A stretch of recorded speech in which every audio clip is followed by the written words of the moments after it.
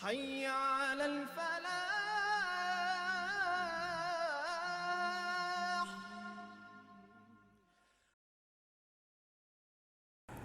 الحمد لوليه والصلاة والسلام على نبيه وعلى آله وأصحابه المتأدبين بآدابه اما بعد.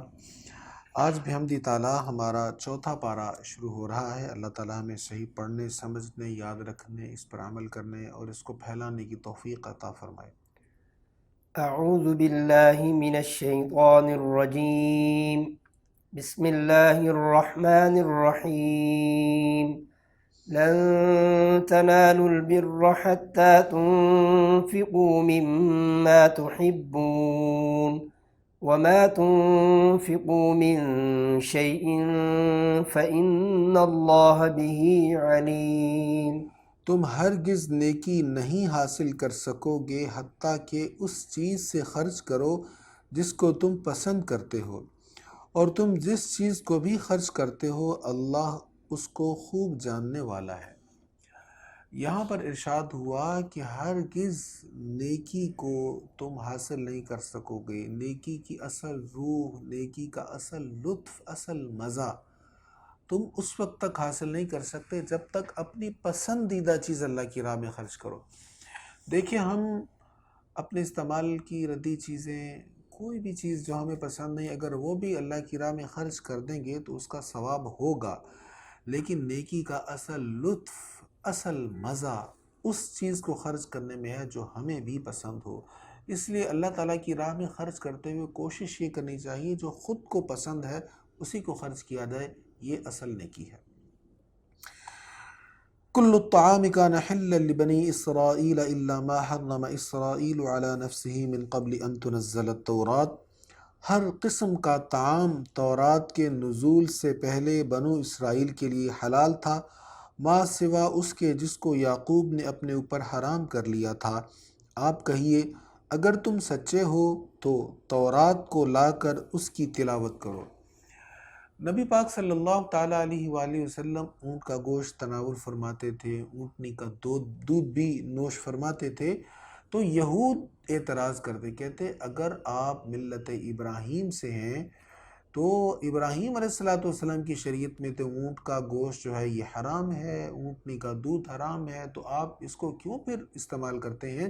تو ان کے رد میں آیت نازل ہوئی کہ یہ کھانے جو ہیں اونٹ کا گوشت وغیرہ یہ بنی اسرائیل پر حرام نہیں تھے، حضرت ابراہیم علیہ السلام پر حرام نہیں تھے. ہاں، حضرت یعقوب علیہ السلام نے اس کو خود پر حرام کیا تھا، لیکن تورات میں کہیں اس کا ذکر نہیں ہے کہ ابراہیم علیہ السلام پر یہ حرام ہے. اگر تم اپنے دعویٰ میں سچے ہو تو کتاب لاؤ اور لا کر دکھاؤ. فمن افترى على الله الكذب من بعد ذلك فاولئك هم الظالمون. پھر اس کے بعد جو لوگ اللہ پر جھوٹ باندھیں تو وہی لوگ ظالم ہیں. آپ کہیے کہ اللہ نے سچ فرمایا، تم ابراہیم کی ملت کی پیروی کرو جو باطل کو چھوڑ کر حق کی طرف رجوع کرنے والے تھے اور وہ مشرکین میں سے نہ تھے. بے شک سب سے پہلا گھر جو اللہ کی عبادت کے واسطے لوگوں کے لیے بنایا گیا وہی ہے جو مکہ میں ہے، برکت والا اور تمام جہان والوں کی ہدایت کا سبب ہے. حضور صلی اللہ تعالیٰ علیہ وآلہ وسلم مدینہ منورہ میں تشریف لائے. چند ماہ آپ نے بیت المقدس کی طرف رخ کر کے نماز پڑھی، پھر آپ نے دوبارہ بیت اللہ شریف یعنی مکہ معظمہ کی طرف رخ کر کے نماز پڑھنا شروع کر دی. ہم سورہ بقرہ میں پڑھ چکے ہیں. اب مکہ معظمہ کے یہود اس پر اعتراض کرنے لگے، اصل پہلا کعبہ تو بیت المقدس ہے، تو اس کو چھوڑ کر بیت اللہ کی طرف تم رخ کیوں کر رہے ہو؟ تو اس کے رد میں یہ آیت نازل ہوئی کہ نہیں، پہلا گھر، پہلا کعبہ مکہ معظمہ ہی ہے، بیت المقدس کو قبلہ بعد میں بنایا گیا. فیہ آیات بینات مقام ابراہیم. اس میں واضح نشانیاں ہیں، مقام ابراہیم ہے. کس میں؟ مکہ معظمہ میں. اس میں واضح نشانیاں ہیں، مقام ابراہیم ہے، اور جو شخص اس میں داخل ہوا وہ بے خوف ہو گیا. بیت اللہ کا حج کرنا ان لوگوں پر اللہ کا حق ہے جو اس کے راستہ کی استطاعت رکھتے ہوں، اور جس نے کفر کیا یعنی انکار کیا تو بے شک اللہ سارے جہانوں سے بے پرواہ ہے. تو حج کس پر فرض ہے؟ من استطاع الیہ سبیلا، جس کے پاس استطاعت ہو. وہاں کا زاد راہ ہو، وہاں کا خرچ ہو جس کے پاس، اور اس کے ذمہ اس کے گھر کے جتنے لوگوں کے حقوق ہیں ان کا بھی پیچھے انتظام کر کے وہ جا سکتا ہو، تو پھر اس پر حج فرض ہے۔ تو جس پر استطاعت نہیں ہے، جس کے پاس خرچ نہیں ہے، اس پر حج فرض بھی نہیں ہے۔ قُلْ يَا أَهْلَ الْكِتَابِ لِمَ تَكْفُرُونَ بِآيَاتِ اللَّهِ وَاللَّهُ شَهِيدٌ عَلَى مَا تَعْمَلُونَ۔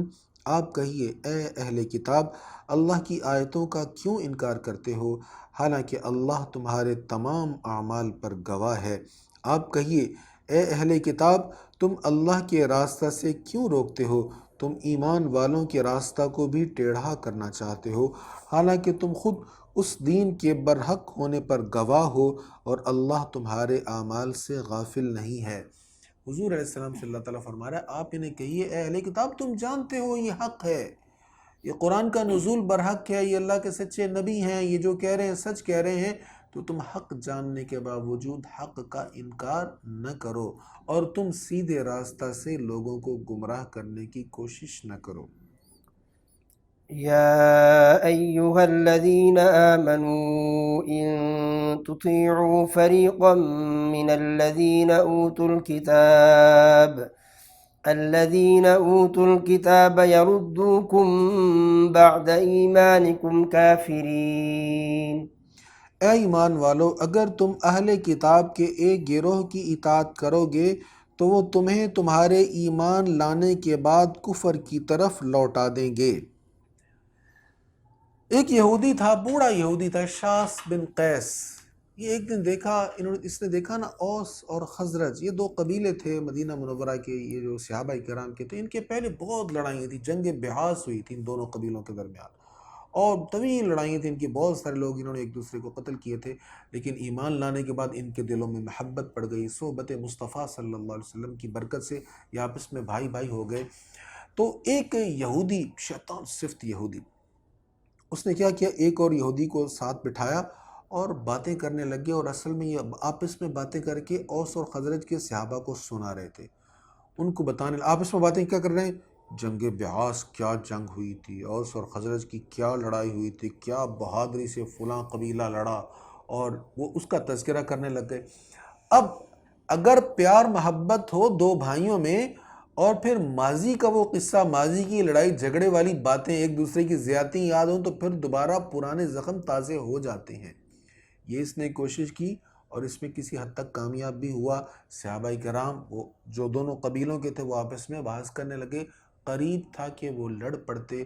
رسول اللہ صلی اللہ علیہ وسلم تشریف لائے اور انہیں بتایا کہ یہ دور جاہلیت کی باتیں ان کو چھوڑ دو اور تم آپس میں بھائی بھائی ہو۔ اس موقع پر یہ آیت نازل ہوئی اور مسلمانوں کو بتایا، اے مسلمانوں یاد رکھو، اہل کتاب کے پیچھے نہ لگنا، ان کی باتوں کی طرف دھیان نہ دینا، یہ کبھی بھی نہیں چاہیں گے کہ تم متحد رہو، یہ ہمیشہ تمہیں لڑانے کے لیے کوشش کرتے رہیں گے۔ آپ اپنے ارد و گرد و نواح کو دیکھ لیں اور پوری دنیا کی حالات کو دیکھ لیں، مسلم دنیا دو حصوں میں ڈیوائیڈ ہوئی ہے، اور اس کو اس تقسیم پر اکسانے کے لیے اور اس پر برقرار رکھنے کے لیے کون لوگ ہیں؟ آپ کو یہی اہل کتاب ملیں گے۔ تو قرآن نے پہلے کہہ دیا تھا اگر تم ان کے پیچھے لڑو گے تو تمہیں آپس میں یہ منتشر کر دیں گے، یہاں تک کہ تمہیں کفر کی طرف لوٹا دیں گے۔ اور تم کیوں کر کفر کرو گے حالانکہ تم پر اللہ کی آیات کی تلاوت کی جاتی ہے اور تم میں اس کا رسول موجود ہے، اور جو شخص اللہ کے دین کو مضبوطی سے پکڑے گا تو بے شک اسے سیدھے راستے کی ہدایت دی جائے گی۔ يا أيها الذين آمنوا اتقوا الله حق تقاته ولا تموتن إلا وأنتم مسلمون۔ اے ایمان والو، اللہ سے ڈرو جس طرح اس سے ڈرنے کا حق ہے، اور تمہیں ہرگز موت نہ آئے مگر مسلمان ہونے کی حالت میں۔ بڑا اہم حکم ہے یہ۔ وہ آیت ہے جس کو نبی پاک علیہ الصلوۃ والتسلیم خطبہ نکاح میں پڑھا کرتے تھے۔ اے ایمان والو، اللہ سے ایسے ڈرو جیسے ڈرنے کا حق ہے، تمہیں ہرگز موت نہ آئے مگر ایمان پر، جب تم مرو حالت ایمان پر تمہیں موت آنی چاہیے۔ اس کے لیے کوشش کرتے رہنا چاہیے، دعائیں مانگتے رہنا چاہیے، ہر وقت وہ کام کرنے چاہیے کہ اللہ سے ہم دعا کر سکیں، امید رکھ سکیں کہ وہ ہمارا خاتمہ بالخیر کرے گا۔ انما الاعمال بالخواتم۔ حضور نے فرمایا عملوں کا دار و مدار تمہارے خاتمہ پر ہے، زندگی بھر نیکیاں کرتے رہے مگر موت کفر پر ہو گئی تو ساری نیکیاں عقا رکھ گئی۔ زندگی میں کمی کوتاہی ہو گئی لیکن موت اچھی ہوئی، خاتمہ بالخیر ہوا تو آگے بھی بچت کی امید ہے۔ اللہ تعالیٰ ہمارا خاتمہ بالخیر فرمائے۔ وَاعْتَصِمُوا بِحَبْلِ اللَّهِ جَمِيعًا وَلَا تَفَرَّقُوا، اور تم سب مل کر اللہ کی رسی کو مضبوطی سے پکڑ لو اور تفرقہ نہ ڈالو، اور اپنے اوپر اللہ کی نعمت کو یاد کرو۔ جب تم آپس میں دشمن تھے تو اس نے تمہارے دلوں میں الفت ڈال دی تو تم اس کے کرم سے آپس میں بھائی بھائی ہو گئے، اور تم دوزخ کے گڑھے کے کنارے پر تھے تو اس نے تم کو اس سے نجات دی، اور اللہ اسی طرح تمہارے لیے اپنی آیتوں کو بیان فرماتا ہے تاکہ تم ہدایت پاؤ۔ فرمایا اللہ کی رسی کو مضبوطی سے تھامے رکھو۔ اللہ کی رسی کیا ہے؟ قرآن اللہ کی رسی ہے۔ حضرت زید بن ارقم کی روایت ہے نا، حضور صلی اللہ تعالیٰ علیہ وآلہ وسلم کے ارشاد ہے جس کا خلاصہ ہے کہ میں دو چیزیں چھوڑ کر جا رہا ہوں، قرآن اور عطرت، ان کو مضبوطی سے تھامے رکھنا۔ قرآن اللہ کی کتاب اور عطرت میری اہل بیت، میں دیکھتا ہوں تم ان کے ساتھ کیسا سلوک کرتے ہو، ان دونوں کو تھامے رکھنا، یہ الگ الگ نہیں ہے، تھامے رکھنا یہاں تک کہ تم میرے پاس قیامت میں حوض کوثر تک آ جاؤ۔ تو حضور کی اہل بیت اطہار اور قرآن کریم، ان دونوں کی محبت صحیح دل میں ہونی چاہیے، اور ان دونوں کا دامن ہم نے تھامے رکھنا ہے، انشاءاللہ خیر ہوگی۔ وَلْتَكُن مِّنكُمْ أُمَّةٌ يَدْعُونَ إِلَى الْخَيْرِ وَيَأْمُرُونَ بِالْمَعْرُوفِ وَيَنْهَوْنَ عَنِ الْمُنكَرِ وَأُولَٰئِكَ هُمُ الْمُفْلِحُونَ، اور تم میں ایسے لوگوں کی ایک جماعت ہونی چاہیے جو اچھائی کی طرف بلائیں اور نیک کاموں کا حکم دیں اور برے کاموں سے منع کریں، اور وہی لوگ فلاح کو پہنچنے والے ہیں۔ نیکی کا حکم دینا اور برائی سے روکنا یہ ذمہ داری ہے، اور میں سارے لوگ اگر یہ کام نہیں کر سکتے تو کچھ لوگوں کو منتخب کریں، کم از کم ایک جماعت ایسی ہو جو یہ کام کرتی رہے۔ اب ظاہر کچھ لوگوں نے بزنس بھی کرنا ہے، دیگر معاملات بھی کرنے ہیں، لیکن ایسے لوگ ہوں ضرور، ایسا نہ ہو کہ کوئی بھی یہ کام نہ کرے۔ اگر سبھی یہ چھوڑ دیں گے تو پھر یہ امت کی تباہی ہے۔ وَلَا تَكُونُوا كَالَّذِينَ تَفَرَّقُوا وَاخْتَلَفُوا مِن بَعْدِ مَا جَاءَهُمُ الْبَيِّنَاتُ، اور تم ان لوگوں کی طرح نہ ہو جاؤ جو متفرق ہو گئے اور انہوں نے واضح دلائل آنے کے باوجود اختلاف کیا، اور وہی لوگ ہیں جن کے لیے بڑا عذاب ہے، جس دن بعض چہرے سفید ہوں گے اور بعض چہرے سیاہ ہوں گے۔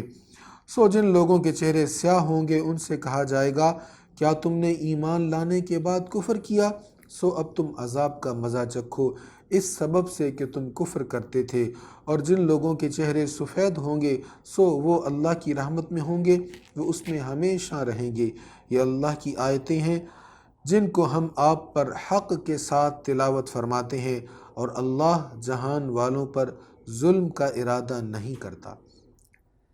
وَلِلَّهِ مَا فِي السَّمَاوَاتِ وَمَا فِي الْأَرْضِ وَإِلَى اللَّهِ تُرْجَعُ الْأُمُورُ كُنتُمْ خَيْرَ أُمَّةٍ أُخْرِجَتْ لِلنَّاسِ تَأْمُرُونَ بِالْمَعْرُوفِ وَتَنْهَوْنَ عَنِ الْمُنكَرِ وَتُؤْمِنُونَ بِاللَّهِ وَلَوْ آمَنَ أَهْلُ الْكِتَابِ لَكَانَ خَيْرًا لَهُمْ مِنْهُمُ الْمُؤْمِنُونَ وَأَكْثَرُهُمُ الْفَاسِقُونَ۔ اور اللہ ہی کی ملکیت میں ہے جو کچھ آسمانوں میں ہے اور جو کچھ زمینوں میں ہے، اور اللہ ہی کی طرف تمام چیزیں لوٹائی جائیں گی۔ جو امتیں لوگوں کے لیے ظاہر کی گئی ہیں تم ان سب میں بہترین امت ہو۔ اللہ کا شکر ہے اس نے ہمیں وجود بخشا، ہمیں کو بے جان چیز نہیں بنایا، پھر وجود بخشا ہے تو ہمیں جانور نہیں بنایا بلکہ شکر ہے اس نے ہمیں انسان بنایا۔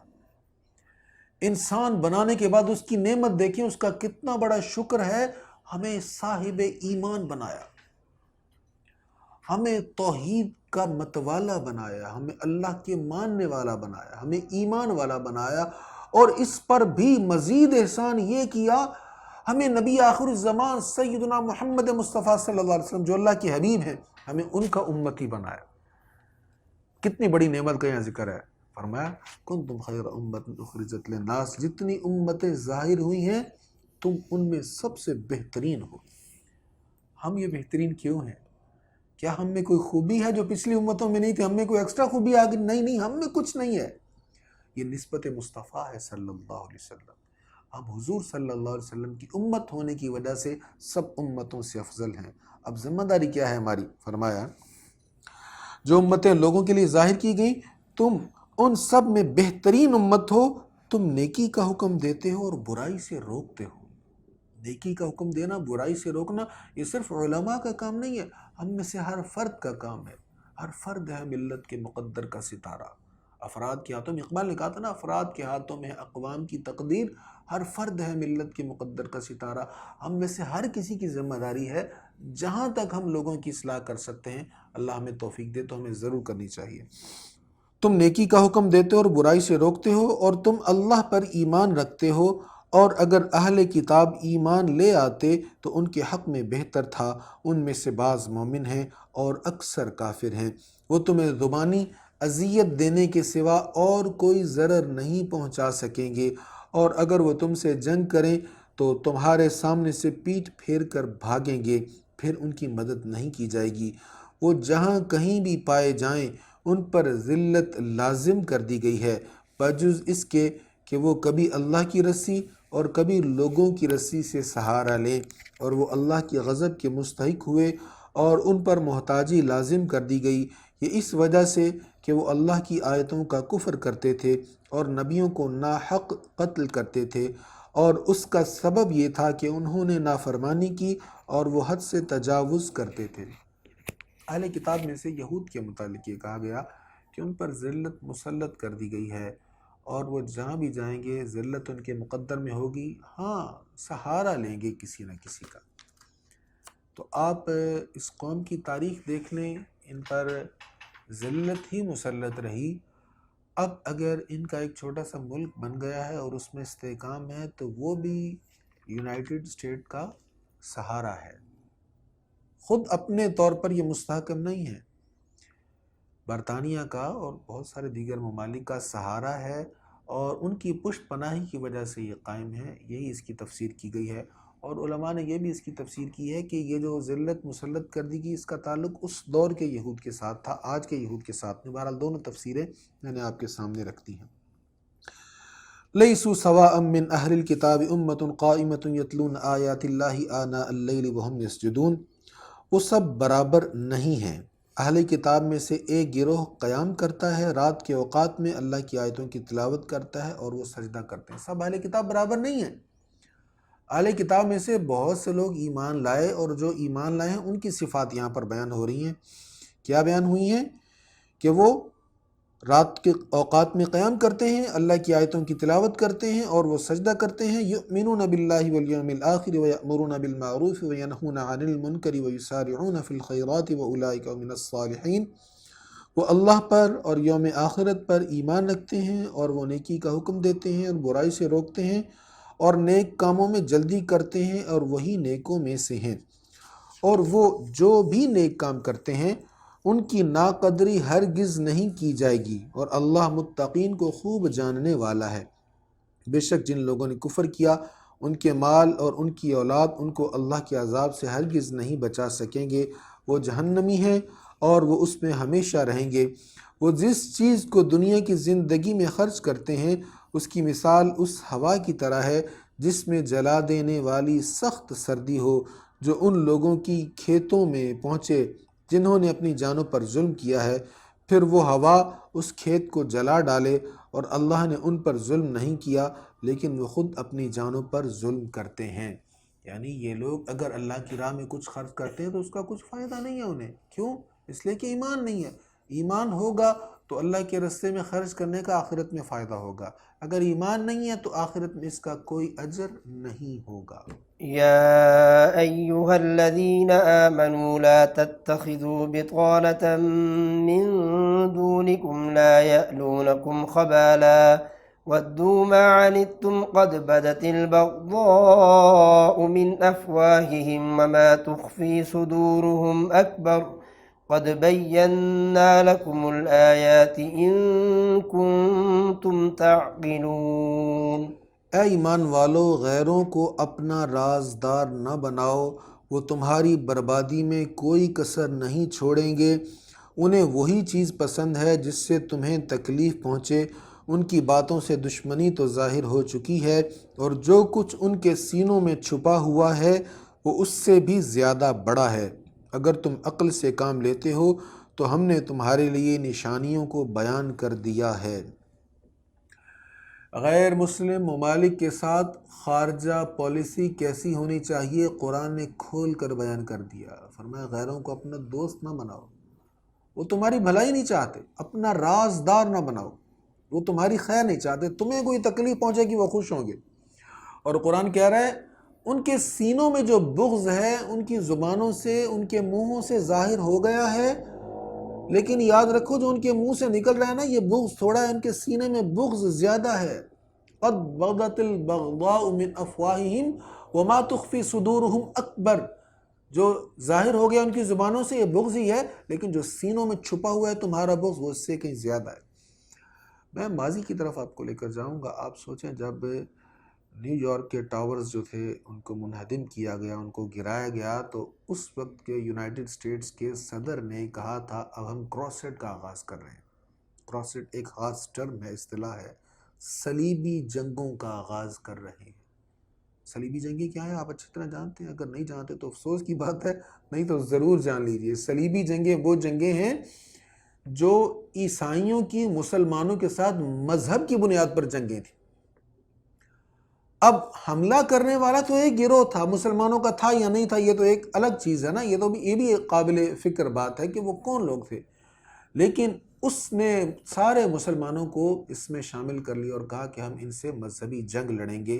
بعد میں اگرچہ اس بیان کو واپس لے لیا گیا، لیکن قرآن کے مطابق جو بغض تھا وہ زبان سے ظاہر تو ہو گیا، اس لیے مسلمانوں کو اس پر ضرور غور و فکر کرنا چاہیے اور اس آیت کو سامنے رکھ کر اپنی خارجہ پالیسی بنانی چاہیے۔ ہاں انتم اولائی تحبونہم ولا یحبونکم وتؤمنون بالکتاب کلہ وَإِذَا لَقُوكُمْ قَالُوا آمَنَّا وَإِذَا خَلَوْا عَضُّوا عَلَيْكُمُ الْأَنَامِلَ مِنَ الْغَيْظِ قُلْ مُوتُوا بِغَيْظِكُمْ إِنَّ اللَّهَ عَلِيمٌ بِذَاتِ الصُّدُورِ۔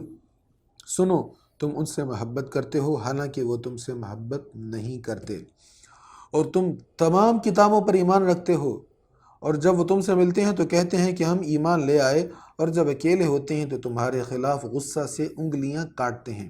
آپ کہیے کہ تم اپنے غصہ میں مر جاؤ، بے شک اللہ دل کی باتوں کو خوب جاننے والا ہے۔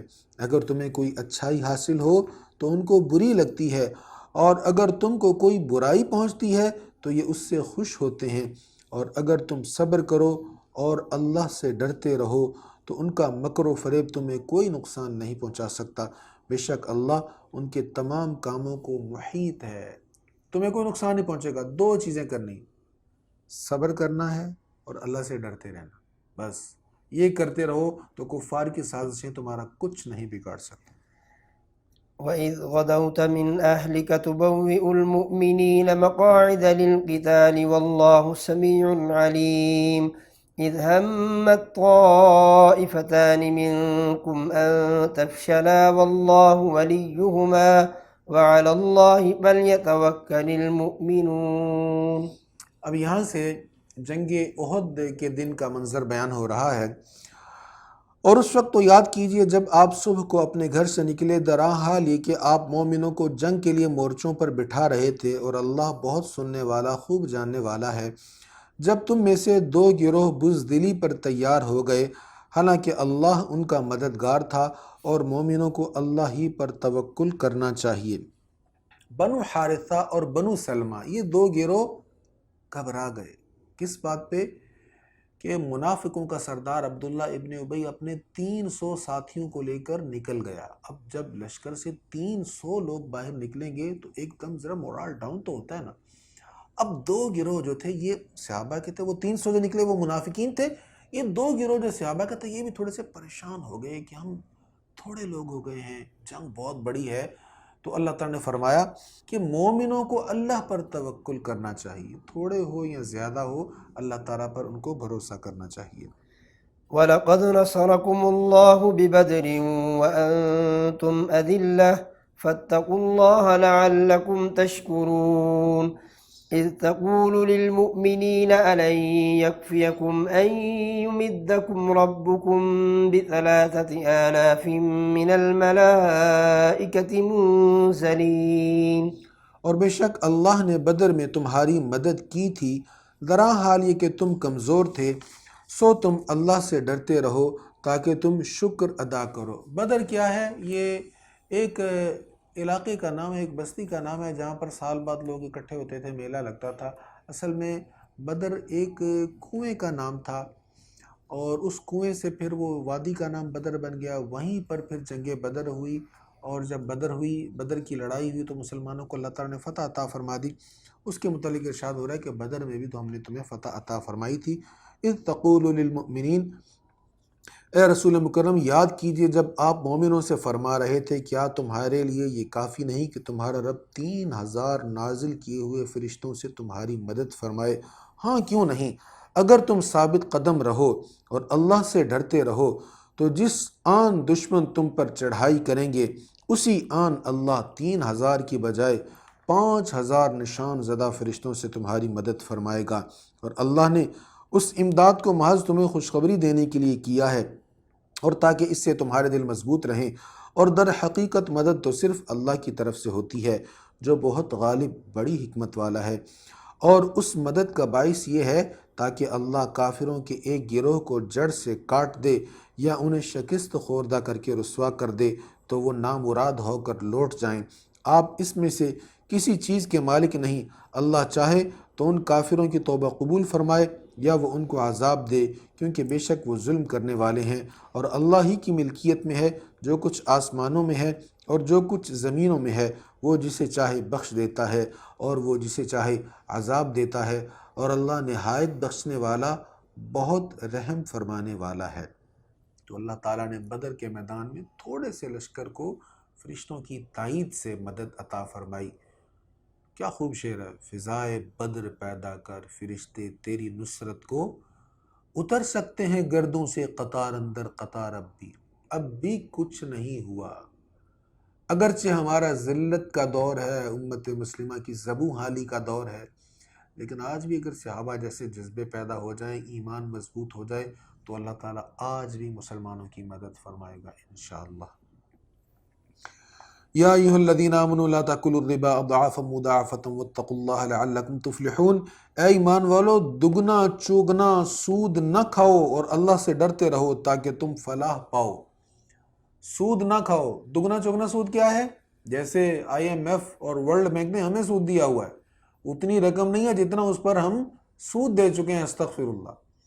تو فرض کریں کسی کو 1,00,000 روپیہ دینا 5,000 پر، کہ 5,000 اس پر میں نے ایکسٹرا لینا ہے، جب مدت پوری ہو جائے تو پھر 5,000 کی بجائے اس کو 10,000 کر دینا، پھر 10 سے 20 کر دینا، اور کرتے کرتے وہ لاکھ کا 2,00,000 بن جانا۔ دیا 1,00,000 تھا، بند 2,00,000 گیا۔ اب وہ قسطیں جب واپس نہیں دیتے تو اس پر جرمانہ پڑتا ہے، کرتے کرتے اصل قیمت سے بہت زیادہ اوپر چڑھ گیا۔ اسی سے تو قرآن نے منع کیا تھا۔ اب جس سے منع کیا تھا وہ کیا ہے، اس غلط کام کی طرف ہم گئے ہیں تو معیشت ڈوب رہی ہے، اب کنٹرول میں نہیں آ رہے حالات، اور قرض پر قرض ہر فرد پر، پاکستان کے ہر فرد پر چڑھتا آ رہا ہے۔ کیوں؟ اس لیے کہ قرآن نے جس سے منع کیا تھا ہم نے اسی میں ہاتھ ڈالا ہے۔ اللہ ہمیں اس سے محفوظ فرمائے۔ واتقوا النار التي اعدت للكافرین، اور اس آگ سے بچو جو کافروں کے لیے تیار کی گئی ہے، اور اللہ کی اطاعت کرو اور رسول کی، تاکہ تم پر رحم کیا جائے، اور اپنے رب کی بخشش اور جنت کی طرف جلدی کرو جس کا عرض تمام آسمان اور زمینیں ہیں، جو متقین کے لیے تیار کی گئی ہے۔ سارعو، جلدی کرو جنت کی طرف، اس جنت کی طرف جس کا عرض، ایک ہوتا ہے عرض چوڑائی اور ایک ہوتا ہے طول لمبائی۔ فرمایا جنت کی لمبائی کا نہیں ہم بتاتے کتنی، اس کا عرض اتنا ہے کہ زمین و آسمان اس کے اندر سما جائیں۔ یہ زمین و آسمان میں جو کچھ ہم دیکھ رہے ہیں، اسپیس میں جو کچھ ہم دیکھ رہے ہیں، یہ سب کچھ جنت کی لمبائی نہیں ہے، یہ صرف چوڑائی ہے، لمبائی بہت زیادہ ہے۔ اتنی وسیع جنت ہے، اللہ اس کی طرف تمہیں بلا رہا ہے، جلدی آ جاؤ اس جنت کی طرف۔ الذين ينفقون في السراء والضراء والكاظمين الغيظ والعافين عن الناس والله يحب المحسنين، جو لوگ خوشحالی اور تنگ دستی میں خرچ کرتے ہیں، تو پہلی آیت میں ارشاد ہوا تھا نا کہ جنت متقین کے لیے تیار کی گئی، اور اب یہاں فرمایا جا رہا متقین کون ہیں؟ جو لوگ خوشحالی اور تنگ دستی میں خرچ کرتے ہیں، اور جو غصہ پینے والے ہیں، اور لوگوں کی خطاؤں کو معاف کرنے والے ہیں، اور اللہ نیکی کرنے والوں سے محبت فرماتا ہے۔ دیکھیں خوشحالی میں بھی خرچ کرنا چاہیے، لیکن جب ہاتھ تنگ ہو پھر بھی کچھ نہ کچھ اللہ تعالیٰ کی راہ میں خرچ کرنا چاہیے، یہ متقین کی صفت ہے۔ اور غصہ پینا چاہیے، غصہ پینے کے لیے حضور اسلام نے تربیت فرمائی، تعوذ پڑھیں، اعوذ باللہ من الشیطان الرجیم، غصہ چلا جائے گا، وضو کریں غصہ چلا جائے گا، کھڑے ہیں تو بیٹھ جائیں غصہ چلا جائے گا۔ اللہ تعالیٰ ہمیں غصہ پینے کا جذبہ عطا فرمائے۔ اور لوگوں کو معاف کرنا بہت بڑی صفت ہے۔ ام المومنین فرماتی ہیں نبی پاک علیہ السلام نے کبھی اپنا ذاتی بدلہ نہیں لیا تھا، اپنی ذات کا کبھی بدلہ نہیں لیا، اپنے متعلق حضور صلی اللہ تعالیٰ علیہ وسلم معاف فرمایا کرتے تھے۔ اور جن لوگوں نے جب کوئی بے حیائی کا کام کیا یا اپنی جانوں پر ظلم کیا تو انہوں نے اللہ کو یاد کیا اور اپنے گناہوں کی معافی مانگی، اور اللہ کے سوا کون گناہوں کو بخشتا ہے، اور انہوں نے دانستہ ان کاموں پر اصرار نہیں کیا، ان لوگوں کی جزا ان کے رب کی طرف سے مغفرت ہے، اور ایسی جنتیں ہیں جن کے نیچے دریا بہہ رہے ہیں، وہ ان میں ہمیشہ رہنے والے ہوں گے، اور نیک کام کرنے والوں کی کیا خوب جزا ہے۔ اگر کسی بندے سے گناہ ہو گیا، بے حیائی ہوگی، غلطی ہو گئی، لیکن اس نے اللہ کو یاد کیا، گناہ کی معافی مانگی، اور اس گناہ پر اصرار نہیں کیا، یہ تین کام کر لیے، کسی سے خطا ہوئی، گناہ ہوا تو اس نے اللہ کو یاد کیا، گناہ کی معافی مانگی، اور پھر اس پر اصرار نہیں کیا، یعنی اس کو ریپیٹ نہیں کر رہا بار بار کہ کر لیا پھر کر لیا پھر کر لیا پھر کر لیا، ایسا نہیں کر رہا، تو پھر اللہ تعالیٰ اس کو معاف بھی فرمائے گا اور اس کی مغفرت بھی فرمائے گا۔ بے شک تم سے پہلے قانون قدرت کے طریقے گزر چکے ہیں، سو تم زمین میں چل پھر کر دیکھ لو کہ پیغمبروں کو جھٹلانے والوں کا کیسا برا انجام ہوا۔ یہ لوگوں کے لیے واضح بیان ہے اور متقین کے لیے ہدایت اور نصیحت ہے۔ ولا تهنوا ولا تحزنوا وأنتم الأعلون إن كنتم مؤمنين۔ اور نہ کمزوری دکھاؤ اور نہ غم کھاؤ، اگر تم کامل مومن ہو تو تم ہی غالب رہو گے۔ ایمان کامل ہونا چاہیے۔ ہاں جی، اگر آپ کے پاس بہت اچھے ویپنز نہیں ہیں، بہت اچھی عسکری قوت نہیں ہے تو گزارا چل سکتا ہے، لیکن اگر آپ کے پاس ایمان نہیں ہے تو گزارا نہیں چلے گا۔ سب سے بڑی طاقت ایمان ہے، باقی قوتیں بھی حاصل کرنی ہے۔ وَأَعِدُّوا لَهُم مَّا اسْتَطَعْتُم مِّن قُوَّةٍ، اپنی استطاعت کے مطابق خوب قوت حاصل کرو دشمن کے مقابلے میں، لیکن اصل طاقت جو ہے وہ ایمان ہے۔ اگر ایمان نہیں ہے تو پھر ساری چیزیں آپ کو کسی کام نہیں آئیں گی۔ ایمان کے ساتھ یہ ساری چیزیں مفید ہیں۔ تو فرمایا اور نہ کمزوری دکھاؤ اور نہ غم کھاؤ، اگر تم کامل مومن ہو تو تم ہی غالب رہو گے، اور اگر تم زخمی ہوئے ہو تو تمہارے مخالف لوگ بھی اسی طرح زخمی ہوئے ہیں، اور ہم لوگوں کے درمیان ایام کی تنگی اور کشادگی کو گردش دیتے رہتے ہیں تاکہ اللہ ایمان والوں کو چھانٹ کر الگ کر لے، اور تم میں سے بعض لوگوں کو مرتبہ شہادت دے، اور اللہ ظلم کرنے والوں کو دوست نہیں رکھتا، اور اس لیے کہ اللہ مسلمانوں کو گناہوں سے پاک کر دے اور کافروں کو مٹا دے۔ کیا تم نے یہ گمان کر لیا ہے کہ تم جنت میں چلے جاؤ گے، حالانکہ ابھی اللہ نے تم میں سے مجاہدوں اور صبر کرنے والوں کو دوسروں سے ممتاز نہیں کیا؟ ایسے ہی جنت میں چلے جاؤ گے؟ نہیں، اللہ کی راہ میں جانیں قربان کرنی پڑے گی، اللہ کی راہ میں اپنا سب کچھ قربان کرنا پڑے گا۔ اور تم تو موت کے آنے سے پہلے موت کی تمنا کیا کرتے تھے، سو اب تم نے موت کو دیکھ لیا ہے اور وہ تمہاری آنکھوں کے سامنے ہے۔ جنگ احد میں مسلمانوں کو تکلیفیں پہنچیں، زخم پہنچے اور بہت سے مسائل کا سامنا کرنا پڑا، تو اس موقع پر ان کی یہ تربیت کی جا رہی ہے۔ اگر تم نے آج ان کو تکلیف پہنچی ہے تو بدر کے میدان میں انہیں بھی تم سے بہت نقصان پہنچا ہے، تو یہ آج موقع ہے، تم سے کھرے اور کھوٹے کی پہچان ہو جائے گی، تمہیں پتہ چل جائے گا کون کھرا ہے کون کھوٹا ہے، اور یہ دن جو ہیں یہ بدلتے رہتے ہیں۔ وما محمد إلا رسول قد خلت من قبله الرسل أفإن مات أو قتل انقلبتم على أعقابكم ومن ينقلب على عقبيه فلن يضر الله شيئا وسيجزي الله الشاكرين۔ اور محمد خدا نہیں ہے، صرف رسول ہیں، ان سے پہلے اور رسول گزر چکے ہیں، اگر وہ فوت ہو جائیں یا شہید ہو جائیں تو کیا تم اپنی ایڑیوں پر پھر جاؤ گے؟ تو جو اپنی ایڑیوں پر پھر جائے گا سو وہ اللہ کا کچھ نقصان نہیں کرے گا، اور عن قریب اللہ شکر کرنے والوں کو جزا دے گا۔ جنگ احد میں ایک وقت ایسا بھی آیا تھا کہ جب یہ افواہ پھیل گئی کہ رسول اللہ صلی اللہ علیہ وسلم شہید ہو گئے۔ اب یہ بڑا عجیب وقت تھا، یہ افواہ احد سے مدینہ منورہ تک پہنچ گئی، مدینہ منورہ میں کوہرام مچ گیا، عجیب کیفیت تھی۔ اور اس افواہ کے دوران بہت سارے لوگوں کے ذہنوں میں بہت ساری باتیں ہیں، یہاں تک کہ منافقین مسلمانوں سے کہنے لگ گئے اب بہتر ہے کہ تم واپس پرانے دین پر ہی آ جاؤ، پرانا جو باپ دادا کا تمہارا دین تھا نا اسی میں آ جاؤ، اور اسلام کو چھوڑ دو، وہ تو چلے گئے دنیا سے، اب جاؤ مکے والوں سے صلح کر لو، ان سے معافی مانگو اور ان سے کہو ہم نے اسلام کو چھوڑ دیا ہے۔ تو اس طرح کی باتیں ہونے لگیں، تب یہ آیت نازل ہوئی کہ محمد صلی اللہ علیہ وسلم اللہ کے رسول ہیں، پہلے بھی انبیاء جو تشریف لائے وہ اس دنیا سے چلے گئے، تو ایک نہ ایک دن میرے حبیب صلی اللہ علیہ وسلم بھی اس دنیا سے پردہ فرمائیں گے، تو کیا ان کے پردہ فرمانے پر تم ایڑیوں کے بل پھر جاؤ گے، اسلام کو چھوڑ دو گے؟ اگر تم چھوڑو گے ایسا تو اللہ کا کیا بگڑے گا، اس کا کیا نقصان، اس کا کوئی نقصان نہیں ہے، اور جو ایسا نہیں کرے گا تو اللہ تعالیٰ شکر کرنے والوں کو جزا عطا فرمائے گا۔ اور کسی شخص کے لیے اللہ کے اذن کے بغیر مرنا ممکن نہیں ہے، سب کی اجل لکھی ہوئی ہے، اور جو دنیا کا صلہ چاہے گا ہم اسے اس میں سے دیں گے، اور جو آخرت کا اجر چاہے گا ہم اسے اس میں سے دیں گے، اور ہم عن قریب شکر کرنے والوں کو جزا دیں گے۔ ایک نہ ایک دن تم سب نے مر جانا اے لوگو، ایک نہ ایک دن سب نے مرنا ہے، لہٰذا ایمان پر مضبوط رہو، حالات کچھ بھی ہوں کیسے ہی ہوں تمہیں ایمان پر مستحکم اور مضبوط رہنا چاہیے۔ اور کتنے نبیوں کے ساتھ اللہ والوں نے اللہ کی راہ میں قتال کیا تو اللہ کی راہ میں مصائب پہنچنے کی وجہ سے نہ وہ سست ہوئے، نہ کمزور پڑے اور نہ دبے، اور اللہ صبر کرنے والوں کو دوست رکھتا ہے، اور ان کی دعا صرف یہی تھی کہ اے ہمارے رب ہمارے گناہ بخش دے۔ گزشتہ انبیاء کی ان کے ساتھ لڑنے والوں کی دعا کیا تھی؟ ربنا اغفر لنا ذنوبنا واسرافنا فی امرنا وثبت اقدامنا وانصرنا علی القوم الکافرین۔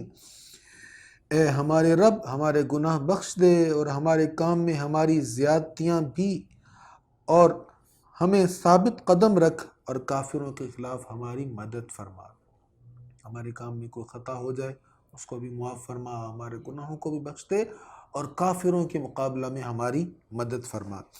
فآتاہم اللہ ثواب الدنیا وحسن ثواب الآخرہ واللہ یحب المحسنین، تو اللہ نے ان کو دنیا کی نعمت بھی دی اور آخرت میں بھی نیک اجر عطا فرمایا، اور اللہ نیکی کرنے والوں کو پسند فرماتا ہے، واللہ یحب المحسنین، اللہ نیکی کرنے والوں سے محبت فرماتا ہے، انہیں پسند کرتا ہے۔ بڑا خوبصورت میسیج ہے، نیکی کرتے ہوئے ذہن میں یہ ہونا چاہیے اللہ نیکی کرنے والوں سے محبت کرتا ہے، ذہن میں یہ نہیں ہونا چاہیے کہ دنیا والے ہمیں اچھا کہیں گے، لوگ ہمیں اچھا کہیں گے، ہماری واہ واہ ہو جائے گی، نہیں، اللہ نیکی کرنے والوں سے محبت کرتا ہے، جو اللہ کی خاطر نیکی کر لیتا ہے اللہ پھر اس سے بڑی محبت فرماتا ہے۔ اللہ ہمیں اس کی توفیق عطا فرمائے کہ ہم اللہ کی رضا کی خاطر نیکی کریں۔ يا أيها الذين آمنوا إن تطيعوا الذين كفروا يردوكم على أعقابكم فتنقلبوا خاسرين بل الله مولاكم وهو خير الناصرين۔ اے ایمان والو، اگر تم نے کفار کا کہنا مان لیا تو وہ تم کو الٹے پاؤں لوٹا دیں گے اور تم نقصان اٹھانے والے ہو جاؤ گے۔ جیسے کفار باتیں کرتے ہیں ایسے اگر تم کرنے لگے، جس طرح حضور کی وفات کی خبر پھیلنے پر انہوں نے باتیں کہی، اگر تم ان کی باتوں کے پیچھے لگ جاؤ گے تو تمہارا نقصان ہوگا، تم کفر کی طرف لوٹ جاؤ گے۔ آج بھی ہم اپنے ایمان کے معاملہ میں، اسلام کے معاملہ میں اگر کفار کے مشوروں پر عمل کریں گے، وہ اگر ہمیں کہیں کہ جناب تمہارے نظریہ میں یہ جو چیزیں ہیں یہ غلط ہیں، وہ ہماری کسی نظریاتی بات کو اگر وہ یہ کہیں کہ یہ تشدد ہے، اس میں دہشت گردی ہے وغیرہ ذالک، اس طرح کی کوئی بات کریں تو ہمیں اس کو مان نہیں لینا چاہیے، انہیں سمجھانا چاہیے کہ اس میں ایسا کچھ نہیں، یہ حق ہے۔ ان کے کہنے پر اگر ہم نے اپنی بنیادی باتوں میں سے کسی چیز پر کمپرومائز کیا تو اللہ فرما رہے کہ تم پھر کفر تک چلے جاؤ گے، پھر وہ تمہیں لوٹا دیں گے ایمان سے۔ بلکہ اللہ تمہارا مددگار ہے اور وہ سب سے بہتر مدد کرنے والا ہے۔ ہم ان قریب کافروں کے دلوں میں تمہارا رعب ڈال دیں گے، کیونکہ انہوں نے اللہ کے ساتھ اس چیز کو شریک کیا جس کی اس نے کوئی سند نازل نہیں کی، اور ان کا آخری ٹھکانہ دوزخ ہے، اور ظالموں کا کیا ہی برا ٹھکانہ ہے۔ اور بے شک اللہ نے تم سے کیا ہوا وعدہ سچا کر دیا جب تم ابتدا میں اس کے اذن سے ان کافروں کو قتل کر رہے تھے، حتیٰ کہ جب تم نے بزدلی دکھائی اور رسول اللہ کا حکم ماننے میں اختلاف کیا، اور اپنی پسندیدہ چیزوں یعنی مال غنیمت کو دیکھنے کے بعد تم نے رسول اللہ کی نافرمانی کی۔ تم میں سے بعض دنیا کا ارادہ کر رہے تھے اور بعض آخرت کا ارادہ کر رہے تھے، پھر اللہ نے تم کو ان سے پھیر لیا تاکہ وہ تمہیں آزمائش میں ڈالے، اور بے شک اس نے تم کو معاف کر دیا، اور اللہ ایمان والوں پر بہت فضل کرنے والا ہے۔ نبی پاک صلی اللہ تعالیٰ علیہ وآلہ وسلم نے 50 تیر اندازوں کو ایک ٹیلے پر مقرر فرما دی۔ یہ جنگ احد کی بات ہو رہی ہے، 50 تیر اندازوں کو ایک ٹیلے پر مقرر فرما دیا۔ حضرت جبیر بن مطعم کو ان کا نگران مقرر فرما دیا، اور آپ نے فرمایا جب تک میں نہ کہوں آپ لوگوں نے نیچے نہیں اترنا۔ جنگ میں شکست ہو، کامیابی ہو، کچھ بھی ہو، میرے کہنے سے پہلے آپ لوگوں نے نیچے نہیں اترنا۔ ابتداً جب حملہ ہوا، کفار سامان چھوڑ کر بھاگ گئے، مال غنیمت چھوڑ کر بھاگ گئے، مسلمانوں کو فتح نصیب ہوئی۔ اب جو تیر انداز تھے انہوں نے کہا جنگ تو ختم ہو گئی، کافر تو بھاگ گئے، لہٰذا ہم نیچے اترتے ہیں۔ جبیر بن مطعم کہنے لگے نہیں، رسول اللہ نے کہا تھا جب تک میں نہ بلاؤں تم لوگوں نے نیچے نہیں اترنا، لہٰذا ہم نہیں اتریں گے۔ وہ کہنے لگے حضور نے جنگ کے متعلق کہا تھا، اب جنگ ہی ختم ہو چکی ہے۔ یہ اپنی بات پر مصر رہے کہ رسول اللہ نے کہا تھا جب تک میں نہ کہوں نہیں اترنا، اور وہ اپنی بات پر مصر رہے، تو صحابہ کا اس میں اختلاف پڑ گیا۔ اکثر صحابہ نیچے اتر گئے اور مال غنیمت سمیٹنے لگ گئے۔ ایسے میں دوبارہ کفار نے پیچھے سے حملہ کیا، اور ان تیر اندازوں کی وجہ سے جو جگہ محفوظ تھی وہاں وہ غیر محفوظ ہو گئی، ادھر سے حملہ ہوا اور مسلمانوں کا بہت سارا جانی نقصان ہوا۔ بہرحال یہ ایک خطا ہوئی حضور کے حکم میں اختلاف کرنے کی وجہ سے، لیکن جن سے خطا ہوئی اللہ فرماتا ہے کہ اللہ تعالیٰ نے انہیں معاف فرما دیا۔ إذ تصعدون ولا تلوون على أحد والرسول يدعوكم في أخراكم فأثابكم غما بغم لكي لا تحزنوا على ما فاتكم ولا ما أصابكم واللہ خبیر بما تعملون۔ جب تم چڑھتے جا رہے تھے اور کسی کو پیٹھ پھیر کر نہیں دیکھ رہے تھے، اور رسول تمہاری پچھلی جماعت میں کھڑے ہوئے تم کو بلا رہے تھے، تو اللہ نے تمہیں غم بالائے غم میں مبتلا کیا تاکہ مال غنیمت سے محرومی اور اس شکست کی مصیبت پر تم غم زدہ نہ ہو، اور اللہ تمہارے کاموں کی خبر رکھنے والا ہے۔ پھر اللہ نے پریشانی کے بعد تم پر سکون نازل کیا، جس کے نتیجہ میں تمہاری ایک جماعت پر اونگ طاری ہو گئی، اور دوسری جماعت منافقوں کی اپنی جانوں کے متعلق پریشانیوں میں مبتلا تھی۔ وہ اللہ کے متعلق زمانہ جاہلیت کی طرح ناحق بدگمانی کر رہے تھے۔ وہ کہہ رہے تھے کیا اس معاملہ میں ہمارا بھی کوئی اختیار ہے؟ آپ کہیے بے شک تمام معاملات میں اللہ ہی کا اختیار ہے۔ وہ اپنے دلوں میں ان چیزوں کو چھپاتے تھے جو آپ پر ظاہر نہیں کرتے تھے۔ وہ کہتے تھے کاش ہمارا کچھ اختیار ہوتا تو ہم یہاں قتل نہ کیے جاتے۔ آپ کہیے اگر تم اپنے گھروں میں بھی ہوتے تو جن لوگوں کا قتل کیا جانا مقدر ہو چکا تھا وہ ضرور اپنی قتل گاہوں کی طرف نکل آتے، اور یہ اس لیے ہوا کہ اللہ تمہارے دلوں کی باتوں کو آزمائے یعنی ظاہر کرے، اور تمہارے دلوں کو وسوسوں اور اندیشوں سے صاف کر دے، اور اللہ دلوں کی باتوں کو خوب جاننے والا ہے۔ اب جب کفار کا حملہ ہوا تو عجیب سے حالات ہوئے، بہت سارے صحابہ کرام شہید ہوئے۔ اب کچھ تو منافقین تھے، یہ ان کے متعلق ہے کہ وہ طرح طرح کی باتیں کہہ رہے تھے کہ ہمارا کوئی اختیار نہیں ہے، اب ہم کیا کریں گے، اگر ہم یہاں نہ آتے تو قتل نہ کیے جاتے۔ اور کچھ مسلمان تھے، یعنی اکثریت مسلمانوں کی تھی، تو جو تو صحابہ تھے وہ اس سارے زخموں کے باوجود، مشکلات کے باوجود اللہ نے ان پر اونگ طاری کر دی، اور وہ ریلیکس ہو گئے، بالکل سکون میں آ گئے۔ اور جو منافقین تھے وہ طرح طرح کی باتیں کر رہے تھے، کہہ رہے تھے اگر ہم یہاں نہ آتے تو نہ مرتے۔ اللہ فرما رہا ہے کہ ان سے کہہ دیں اگر کسی کی موت لکھ دی گئی ہے نا کہ احد میں موت آنی ہے تو گھر میں وہ بیٹھا ہوا تو اللہ اس کو کھینچ کر لے آئے گا، اور جہاں اس کی موت لکھی وہیں پر آ کر وہ مرے گا۔ پھر آگے ارشاد ہوتا ہے جس دن دو فوجیں ایک دوسرے کے بالمقابل ہوئی تھی اس دن جو لوگ تم میں سے پھر گئے تھے ان کے بعض کاموں کی وجہ سے شیطان ہی نے ان کے قدموں کو لغزش دی تھی، اور یقیناً اللہ نے ان کو معاف کر دیا، بے شک اللہ بہت بخشنے والا بڑے حلم والا ہے۔ یعنی صحابہ میں سے بھی کچھ لوگ پھر گئے تھے اس وقت جب تابڑ توڑ حملے ہو رہے تھے، اور میں ایسے میں جو بھاگ گیا تھا یہ کیا اس نے غلط ہے، لیکن وَلَقَدْ عَفَى اللَّهُ عَنْهُمْ، اللہ نے انہیں معاف کر دیا۔ اب جنہیں اللہ نے معاف کر دیا، ہم کون ہوتے ہیں ہم کہیں یہ جنگ سے بھاگ کر گیا تھا، یہ پلٹ کر گیا تھا، اس نے پیٹھ دکھائی تھی، ہماری کوئی حیثیت ہے کہ ہم اس پر زبانیں تان دراز کریں؟ اللہ کہہ رہے ہیں وَلَقَدْ عَفَى اللَّهُ عَنْهُمْ، اللہ نے انہیں معاف کر دیا۔ اگر کسی سے غلطی ہوئی تھی تو اللہ نے انہیں معاف کر دیا۔ آج ہم میں سے کسی کو یہ حق نہیں پہنچتا کہ جس سے خطا ہوئی تھی ہم اس پر اعتراض کریں اور اس کے متعلق ہم نازیبہ گفتگو کریں۔ يا أيها الذين آمنوا لا تكونوا كالذين كفروا وقالوا لإخوانهم إذا ضربوا في الأرض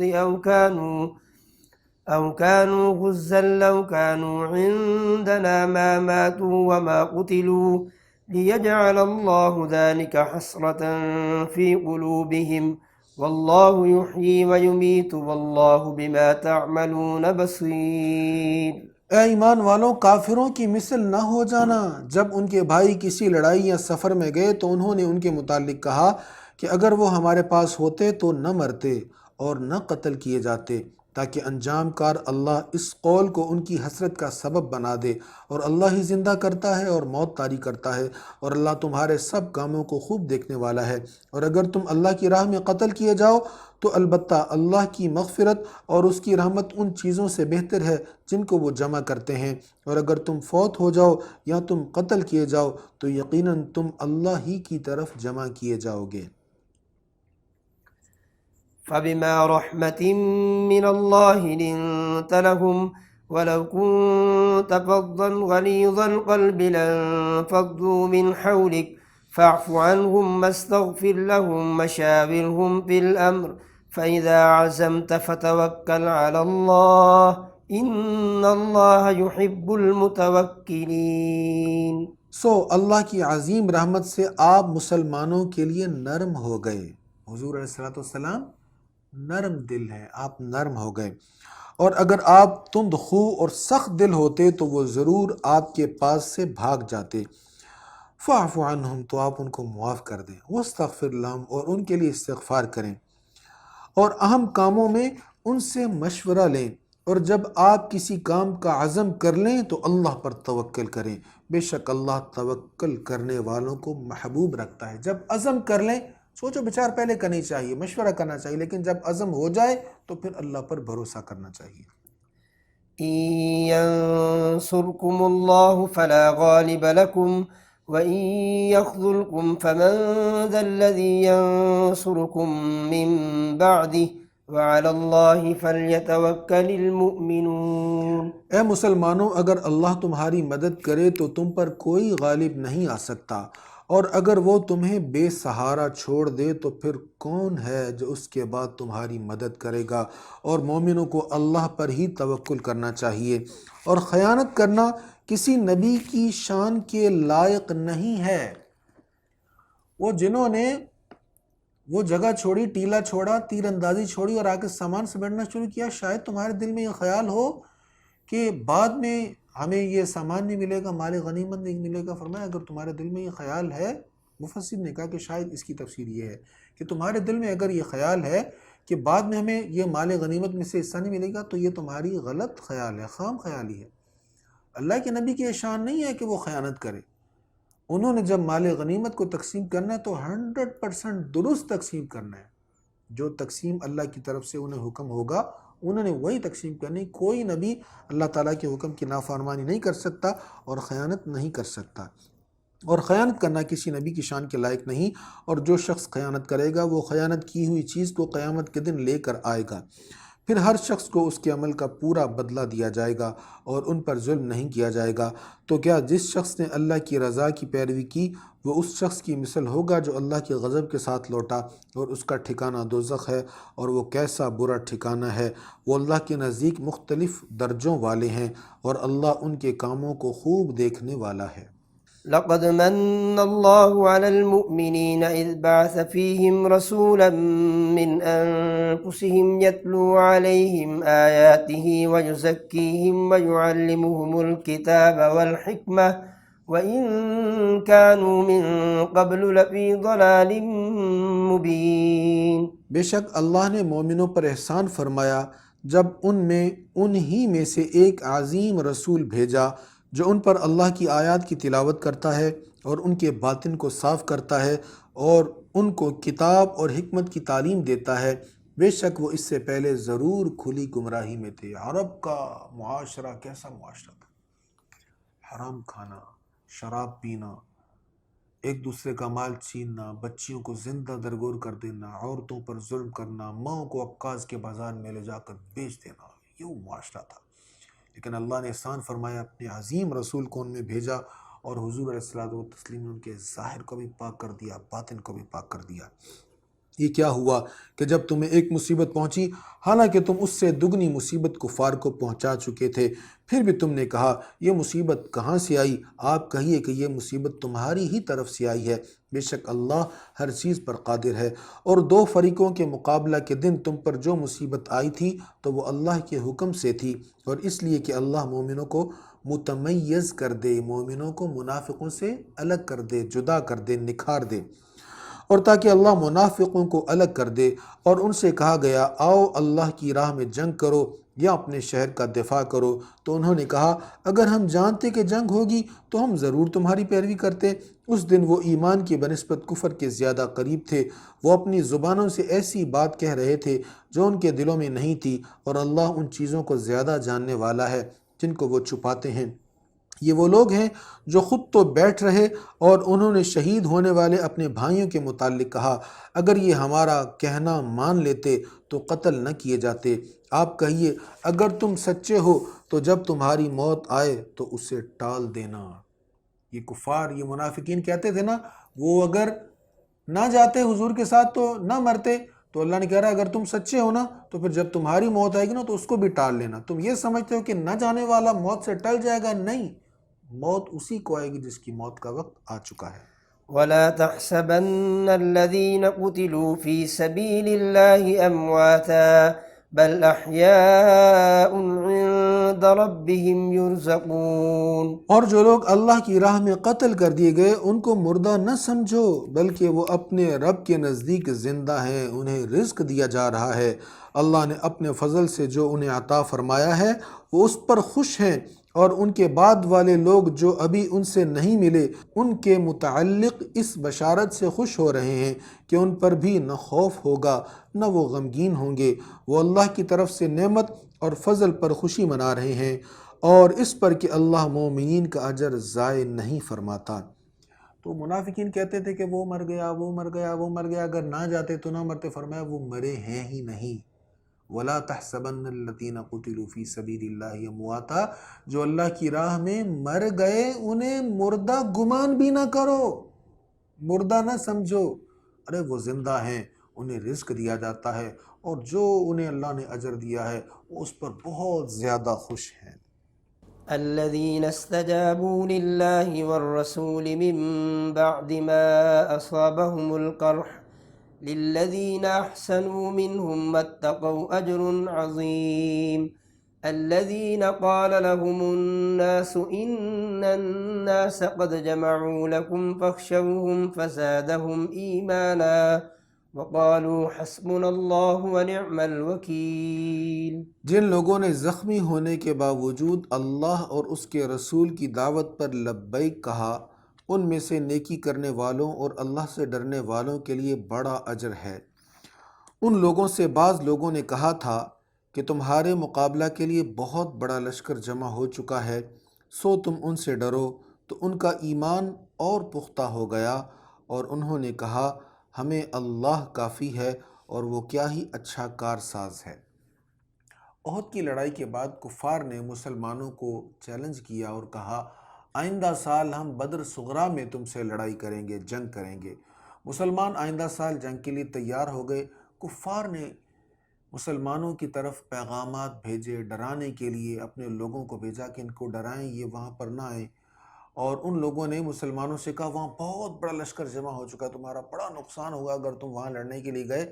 تو یہ سن کر کے بڑا لشکر جمع ہو رہا ہے، مسلمان ڈرنے کی بجائے اور بہادر ہوئے، ان کے حوصلے اور بلند ہوئے اور ان کا اللہ تعالیٰ کی ذات پر توکل اور زیادہ مضبوط ہو گیا۔ پس وہ اللہ کی نعمت اور اس کے فضل سے لوٹ آئے اور انہیں کوئی تکلیف نہیں پہنچی تھی، اور انہوں نے اللہ کی رضا کی پیروی کی، اور اللہ بڑے فضل والا ہے۔ یعنی مسلمان ڈرنے کی بجائے بہادری کے ساتھ بدر صغریٰ کے مقام پر گئے، لیکن کفار وہاں پر نہیں آئے تھے۔ اب وہاں پر ایک بازار لگتا ہے، مسلمان وہاں پر گئے، وہاں پر کچھ خرید و فروخت کی، بہت بڑا تجارتی نفع ہوا اور کامیابی کے ساتھ اور شان و شوکت کے ساتھ مسلمان وہاں سے واپس تشریف لے آئے۔ وہ شیطان ہی ہے جو اپنے چیلوں کے ذریعے ڈراتا ہے، سو تم ان سے نہ ڈرو اور مجھ ہی سے ڈرو، بشرط یہ کہ تم مومن ہو۔ مسلمانوں سے کہا گیا کہ تمہیں شیطان ڈراتا ہے، تم ان سے نہ ڈرو، تم صرف مجھ سے ڈرو، لیکن یہ اسی صورت میں ہوگا اگر تم واقعی ایمان والے ہو۔ اگر تم سچے مومن ہو تو پھر تمہارے دل میں صرف میرا ڈر ہونا چاہیے، کسی اور کا ڈر نہیں ہونا چاہیے۔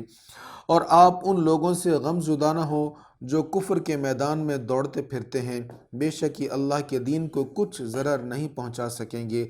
اللہ یہ چاہتا ہے کہ آخرت میں ان کا کوئی حصہ نہ رکھے اور ان کے لیے بڑا عذاب ہے۔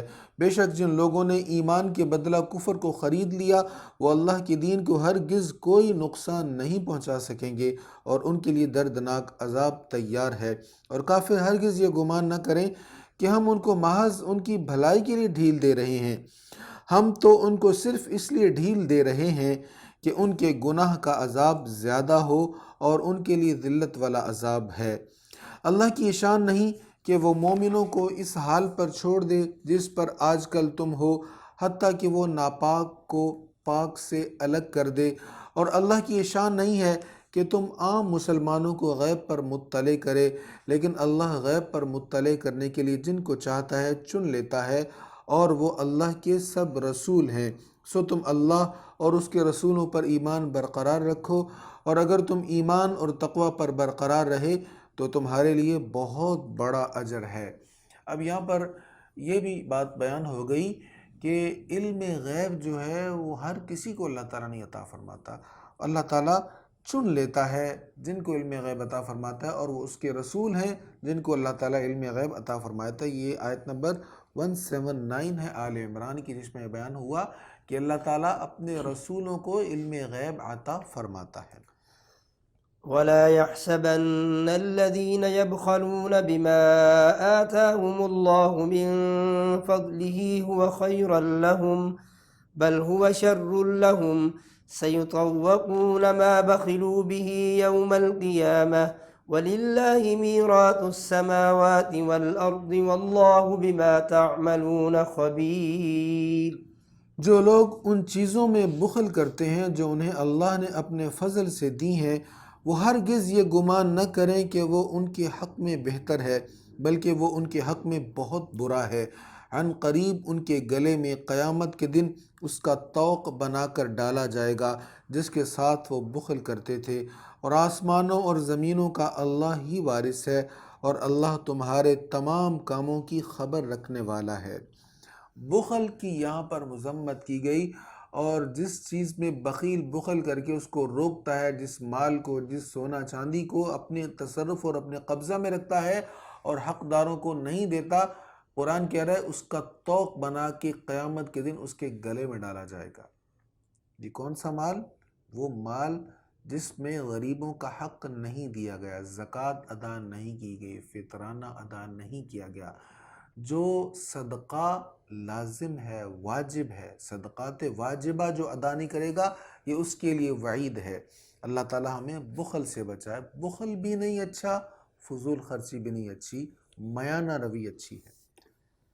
لقد سمع الله قول الذين قالوا إن الله فقير ونحن أغنياء سنكتب ما قالوا وقتلهم الأنبياء بغير حق ونقول ذوقوا عذاب الحريق۔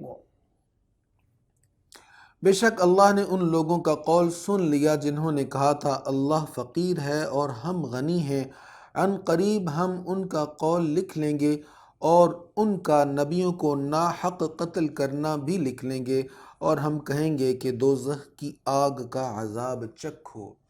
یہ قول بھی یہود کا قول تھا، وہ کہتے تھے اللہ تعالیٰ فقیر ہے اور ہم غنی ہیں، یہ انہوں نے حضرت سیدنا صدیق اکبر سے بات کرتے ہوئے کہا تھا، تو اللہ تعالیٰ نے فرمایا اس کا بھی وہ عذاب چکھیں گے، اور جو انبیاء کو وہ شہید کرتے رہے اس کا بھی انہیں عذاب چکھنا ہوگا۔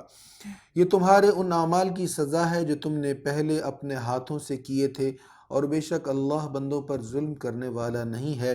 جن لوگوں نے یہ کہا کہ اللہ نے ہم سے یہ عہد لیا ہے کہ ہم اس وقت تک کسی رسول پر ایمان نہ لائیں حتیٰ کہ وہ ایسی قربانی پیش کرے جس کو آگ کھا جائے، آپ کہیے کہ مجھ سے پہلے تمہارے پاس کئی رسول بہت سی واضح نشانیاں لے کر آئے اور تمہاری کہی ہوئی نشانی بھی لے کر آئے تھے، تو اگر تم سچے ہو تو تم ان کو پھر کیوں قتل کرتے تھے؟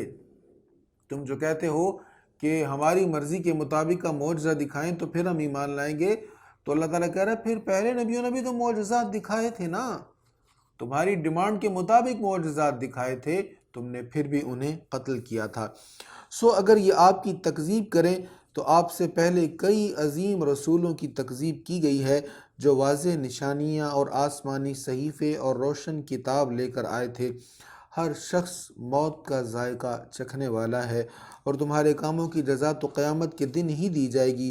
سو جو شخص دوزخ سے دور کیا گیا اور جنت میں داخل کر دیا گیا وہی کامیاب ہے، اور دنیا کی زندگی تو صرف دھوکے کا سامان ہے۔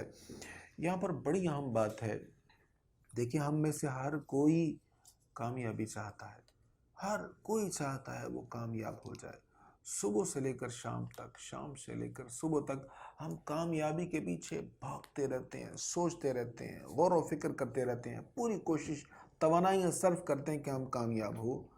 حقیقت میں کامیاب کون ہے؟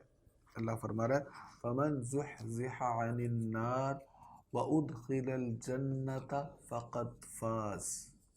کامیاب کون ہے؟ جو شخص دوزخ سے دور کیا گیا اور جنت میں داخل کر دیا گیا وہ کامیاب ہے۔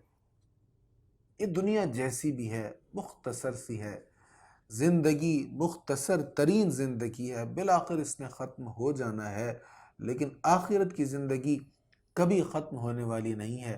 اللہ سے دنیا میں بھی عافیت مانگیں، دنیا میں بھی خیر مانگیں، اس کے خزانوں میں تھوڑ نہیں ہے، لیکن آخرت کی دعا ضرور کرنی چاہیے، آخرت کی فکر ضرور کرنی چاہیے۔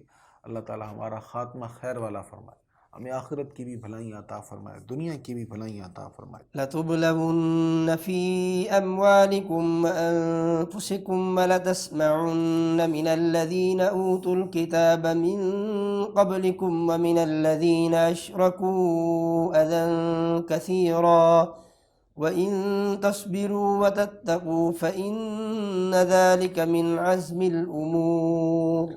بے شک تم اپنی جانوں اور مالوں میں ضرور آزمائے جاؤ گے، اور جن لوگوں کو تم سے پہلے کتاب دی گئی ہے تم ان سے اور مشرکوں سے ضرور بہت سی دل آزار باتیں سنو گے، اور اگر تم صبر کرتے رہے اور اللہ سے ڈرتے رہے تو یہ ضرور بڑی ہمت کے کاموں میں سے ہے۔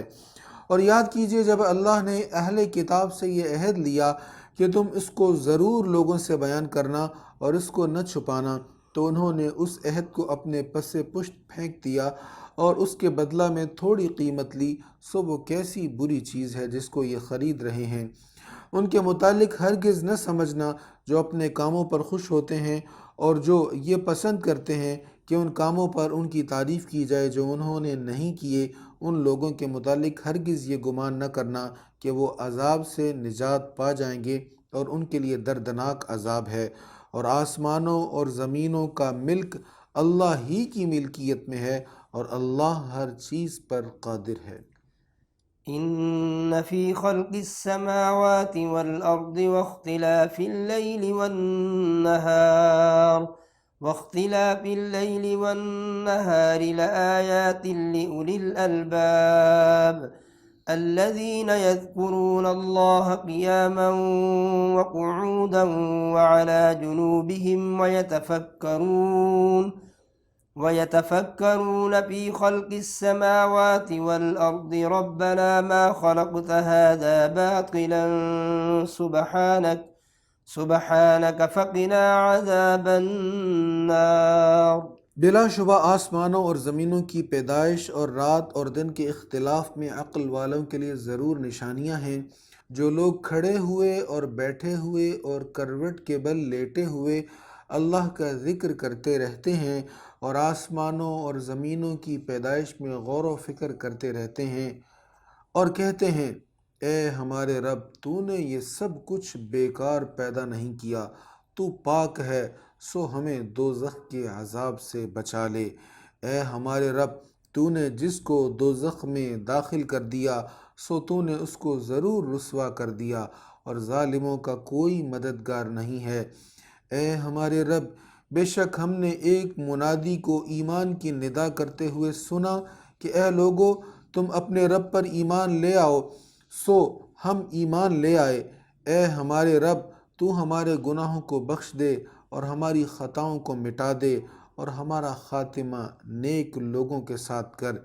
اے ہمارے رب ہمیں وہ عطا فرما جس کا تو نے اپنے رسولوں کی زبان کے ذریعہ ہم سے وعدہ فرمایا ہے، اور ہمیں قیامت کے دن رسوا نہ کرنا، بے شک تو وعدہ کے خلاف نہیں کرتا۔ یہ آیت نمبر 194 تک 5 بار ربنا ہے، ربنا ربنا ربنا، اے ہمارے رب اے ہمارے رب اے ہمارے رب۔ یہ ایمان والوں کی دعاؤں کا تذکرہ، انہوں نے یہ دعا بھی مانگی، یہ دعا مانگی، یہ دعا مانگی۔ ان 5 دعاؤں کے بعد اللہ تعالیٰ کیا فرماتا ہے؟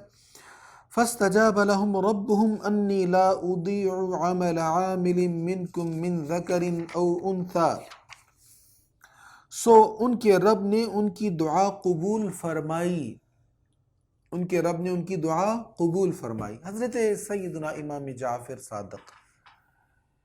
جعفر صادق رضی اللہ تعالیٰ عنہ فرماتے ہیں کہ 5 بار ربنا کے بعد جو دعا مانگی جائے اللہ قبول فرما لیتا ہے۔ اس کی تفسیر کرتے ہوئے فرماتے ہیں، کہتے ہیں 5 بار ربنا کا ذکر ہے، اس کے بعد فاستجاب، اللہ نے دعا قبول فرما لی۔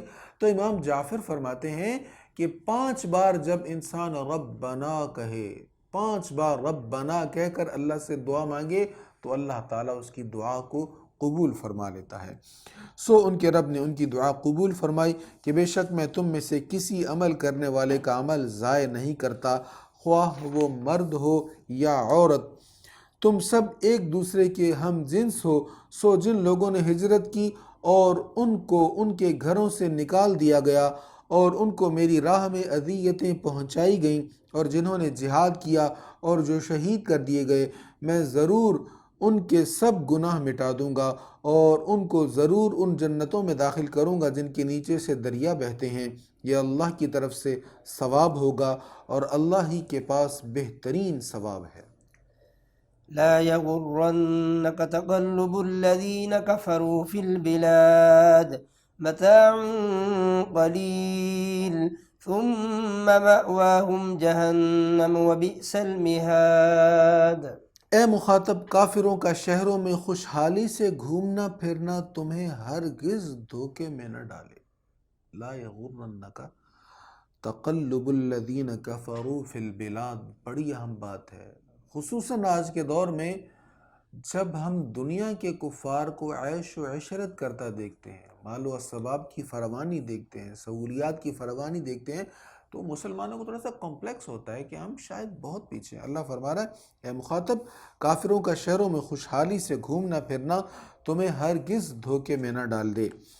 یہ حیات فانی کا قلیل سامان ہے، پھر ان کا ٹھکانہ دوزخ ہے اور وہ کیا ہی برا ٹھکانہ ہے۔ لیکن جو لوگ اپنے رب سے ڈرتے رہے ان کے لیے جنتیں ہیں جن کے نیچے سے دریا بہتے ہیں، جن میں وہ ہمیشہ رہیں گے۔ یہ اللہ کی طرف سے مہمانی ہے اور جو اللہ کے پاس ہے وہ نیک لوگوں کے لیے سب سے بہتر ہے۔ اور بے شک بعض اہل کتاب اللہ پر ایمان لاتے ہیں اور اس پر جو تمہاری طرف نازل کیا گیا اور اس پر جو ان کی طرف نازل کیا گیا، درآں حال یہ کہ ان کے دل اللہ کی طرف جھکے ہوئے ہیں، وہ اللہ کی آیتوں کے بدلے میں تھوڑی قیمت نہیں لیتے۔ یہ وہ لوگ ہیں جن کا اجر ان کے رب کے پاس ہے، بے شک اللہ بہت جلد حساب لینے والا ہے۔ اس سے مراد وہی اہل کتاب ہیں جو ایمان لے آئے۔ یا ایھا الذین آمنوا اصبروا وصابروا ورابطوا واتقوا اللہ لعلکم تفلحون، اے ایمان والو فی نفسی صبر کرو اور لوگوں کی زیادتیوں پر صبر کرو اور اپنے نفسوں اور اپنی سرحدوں کی نگہبانی کرو اور اللہ سے ڈرتے رہو تاکہ تم کامیاب ہو۔ یہاں پر سورۃ آل عمران کا اختتام ہوا ہے۔ اس سے آگے سورۃ النساء ہے۔ اس سورت میں خواتین کے متعلق کافی سارے احکام بیان ہوئے، نہایت اہم احکام ہیں، تو عورتوں کو نساء کہا جاتا ہے، اسی مناسبت سے اس سورت کا نام سورۃ النساء ہے۔ بسم اللہ الرحمن الرحیم یا ایہا الناس اتقوا ربکم الذی خلقکم من نفس واحدۃ وخلق منها زوجها وبث منهما رجالا كثيرا ونساء واتقوا الله الذي تساءلون به والأرحام إن الله كان عليكم رقيبا۔ اے لوگو اپنے رب سے ڈرو جس نے تمہیں ایک شخص یعنی آدم سے پیدا کیا اور اسی سے اس کی بیوی حوا پیدا کی اور ان دونوں سے بکثرت مردوں اور عورتوں کو پھیلا دیا، اور اللہ سے ڈرو جس کے سبب سے تم ایک دوسرے سے سوال کرتے ہو، اور رشتہ داروں سے قطع تعلق کرنے سے ڈرو، بے شک اللہ تم پر نگہبان ہے۔ تو انسان کیسے بنا؟ بندروں سے نہیں بنا۔ یہ بندر ارتقائی منزلیں طے کر کے انسان نہیں بنا۔ یہ چارلس ڈارون کا نظریہ ارتقاء سمجھ میں آنے والی بات نہیں ہے۔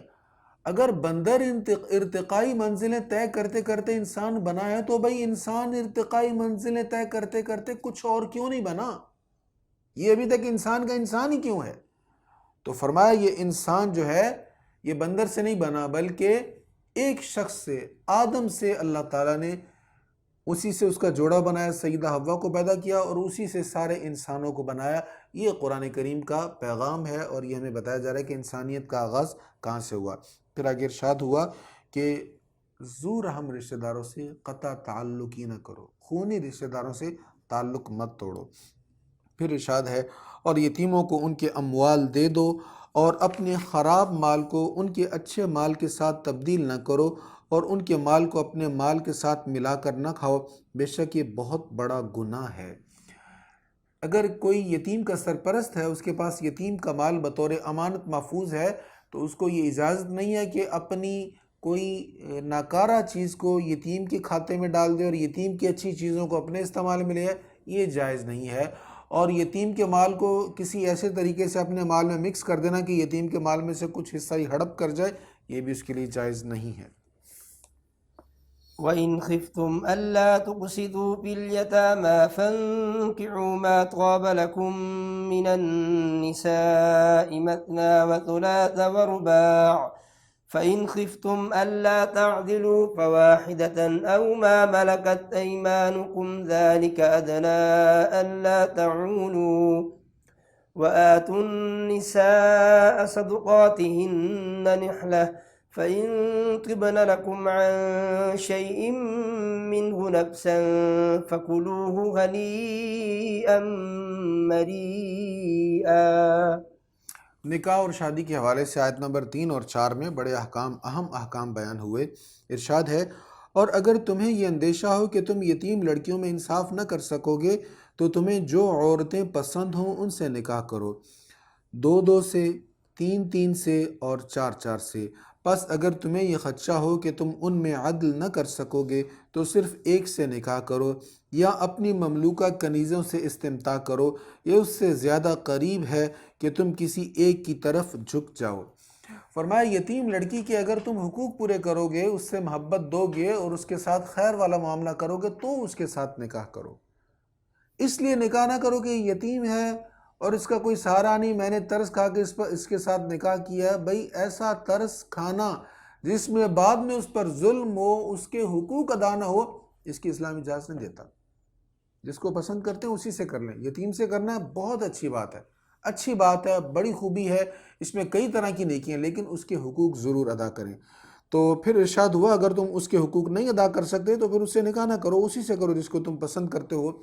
2 سے بھی کر سکتے ہو، 3 سے بھی کر سکتے ہو، 4 تک کر سکتے ہو۔ ایک مرد کے لیے 4 تک خواتین کو ایک وقت اپنے نکاح میں رکھنا جائز ہے۔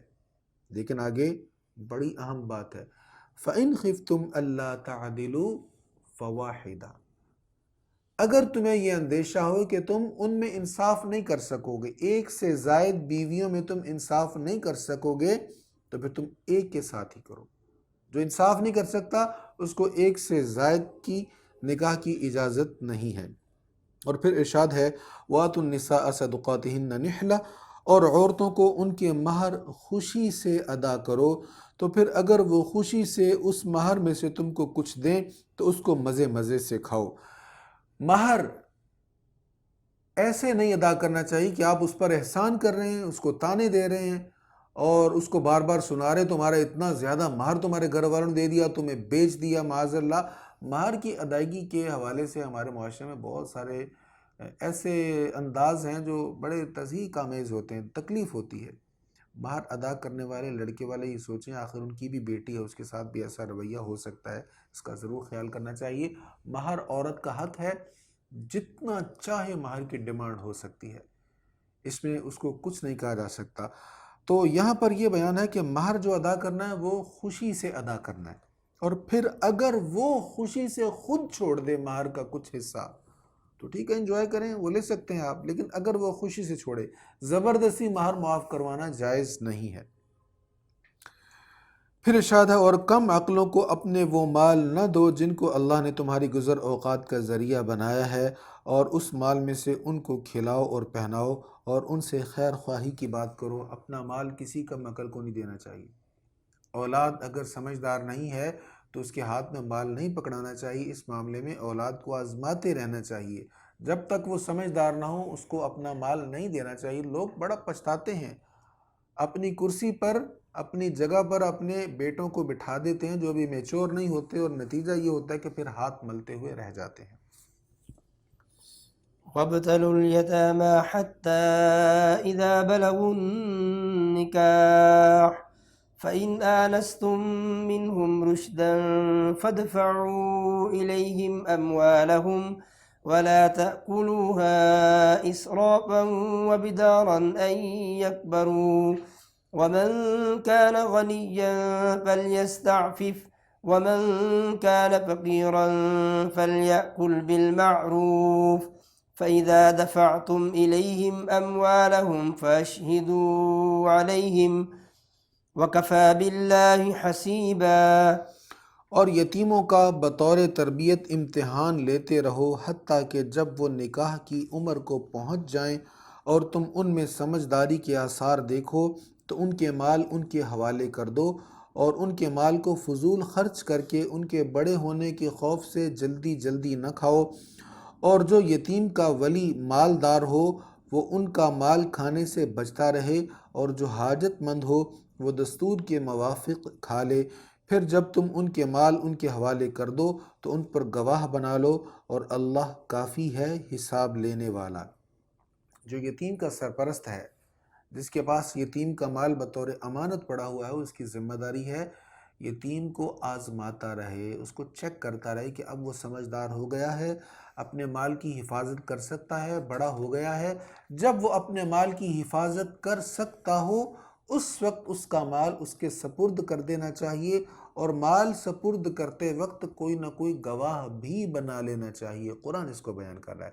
ایک اور چیز اس آیت میں یہ بیان ہوئی کہ جو یتیم کا سرپرست ہے وہ اگر غریب ہے، لیکن جس یتیم کی سرپرستی وہ کر رہا ہے اس کے پاس بہت سارا مال ہے، تو یہ غریب اس یتیم کی سرپرستی میں جو اپنا وقت صرف کر رہا ہے اس وقت میں اپنا کاروبار کر سکتا تھا، کچھ ملازمت مزدوری کر سکتا تھا، تو جتنا وقت یتیم کے لیے خرچ کر رہا ہے اتنی مقدار میں یہ غریب سرپرست اس کے مال میں سے خود پر خرچ کر سکتا ہے، لیکن جو حاجت مند نہیں ہے وہ خرچ نہیں کر سکتا۔ اب اس میں پھر علماء کے اختلاف ہے۔ کچھ علماء کہتے ہیں کہ وہ جو غریب سرپرست نے یتیم کے مال میں سے نہایت معمولی مقدار جو خود پر خرچ کیا تھا، اگر اس کے پاس استطاعت ہو، جب اس کے پاس وہ پیسے ہوں تو اس کو اس پر واپس کرنا، اس کو لوٹانا ضروری ہے۔ بعض علماء نے کہا کہ نہیں، اس پر لوٹانا ضروری نہیں ہے۔ للرجال نصیب مما ترک الوالدان والاقربون، مردوں کے لیے اس مال میں سے حصہ ہے جس کو ماں باپ اور قرابت داروں نے چھوڑا ہو، اور عورتوں کے لیے بھی اس مال میں سے حصہ ہے جس کو ماں باپ اور قرابت داروں نے چھوڑا ہو، خواہ وہ مال کم ہو یا زیادہ، یہ اللہ کی طرف سے مقرر کیا ہوا حصہ ہے۔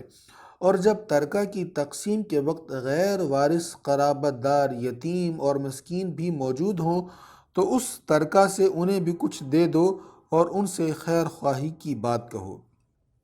کسی کا مال وراثت تقسیم ہو رہا ہے، کوئی فوت ہوا ہے، اب اس کا مال وراثت تقسیم ہو رہا ہے، اور اس تقسیم کے وقت کوئی غریب مسکین رشتہ دار، ایسے غریب مسکین جن کا کوئی حصہ نہیں ہے اس کے مال میں سے، جو حقدار نہیں ہے اس کے مال میں سے، لیکن غریب مسکین ہے، وہ آ گئے ہیں اور وہ للچائی نظروں سے دیکھ رہے ہیں، تو تھوڑا سا بطور صدقہ ان کو بھی دے دینا چاہیے۔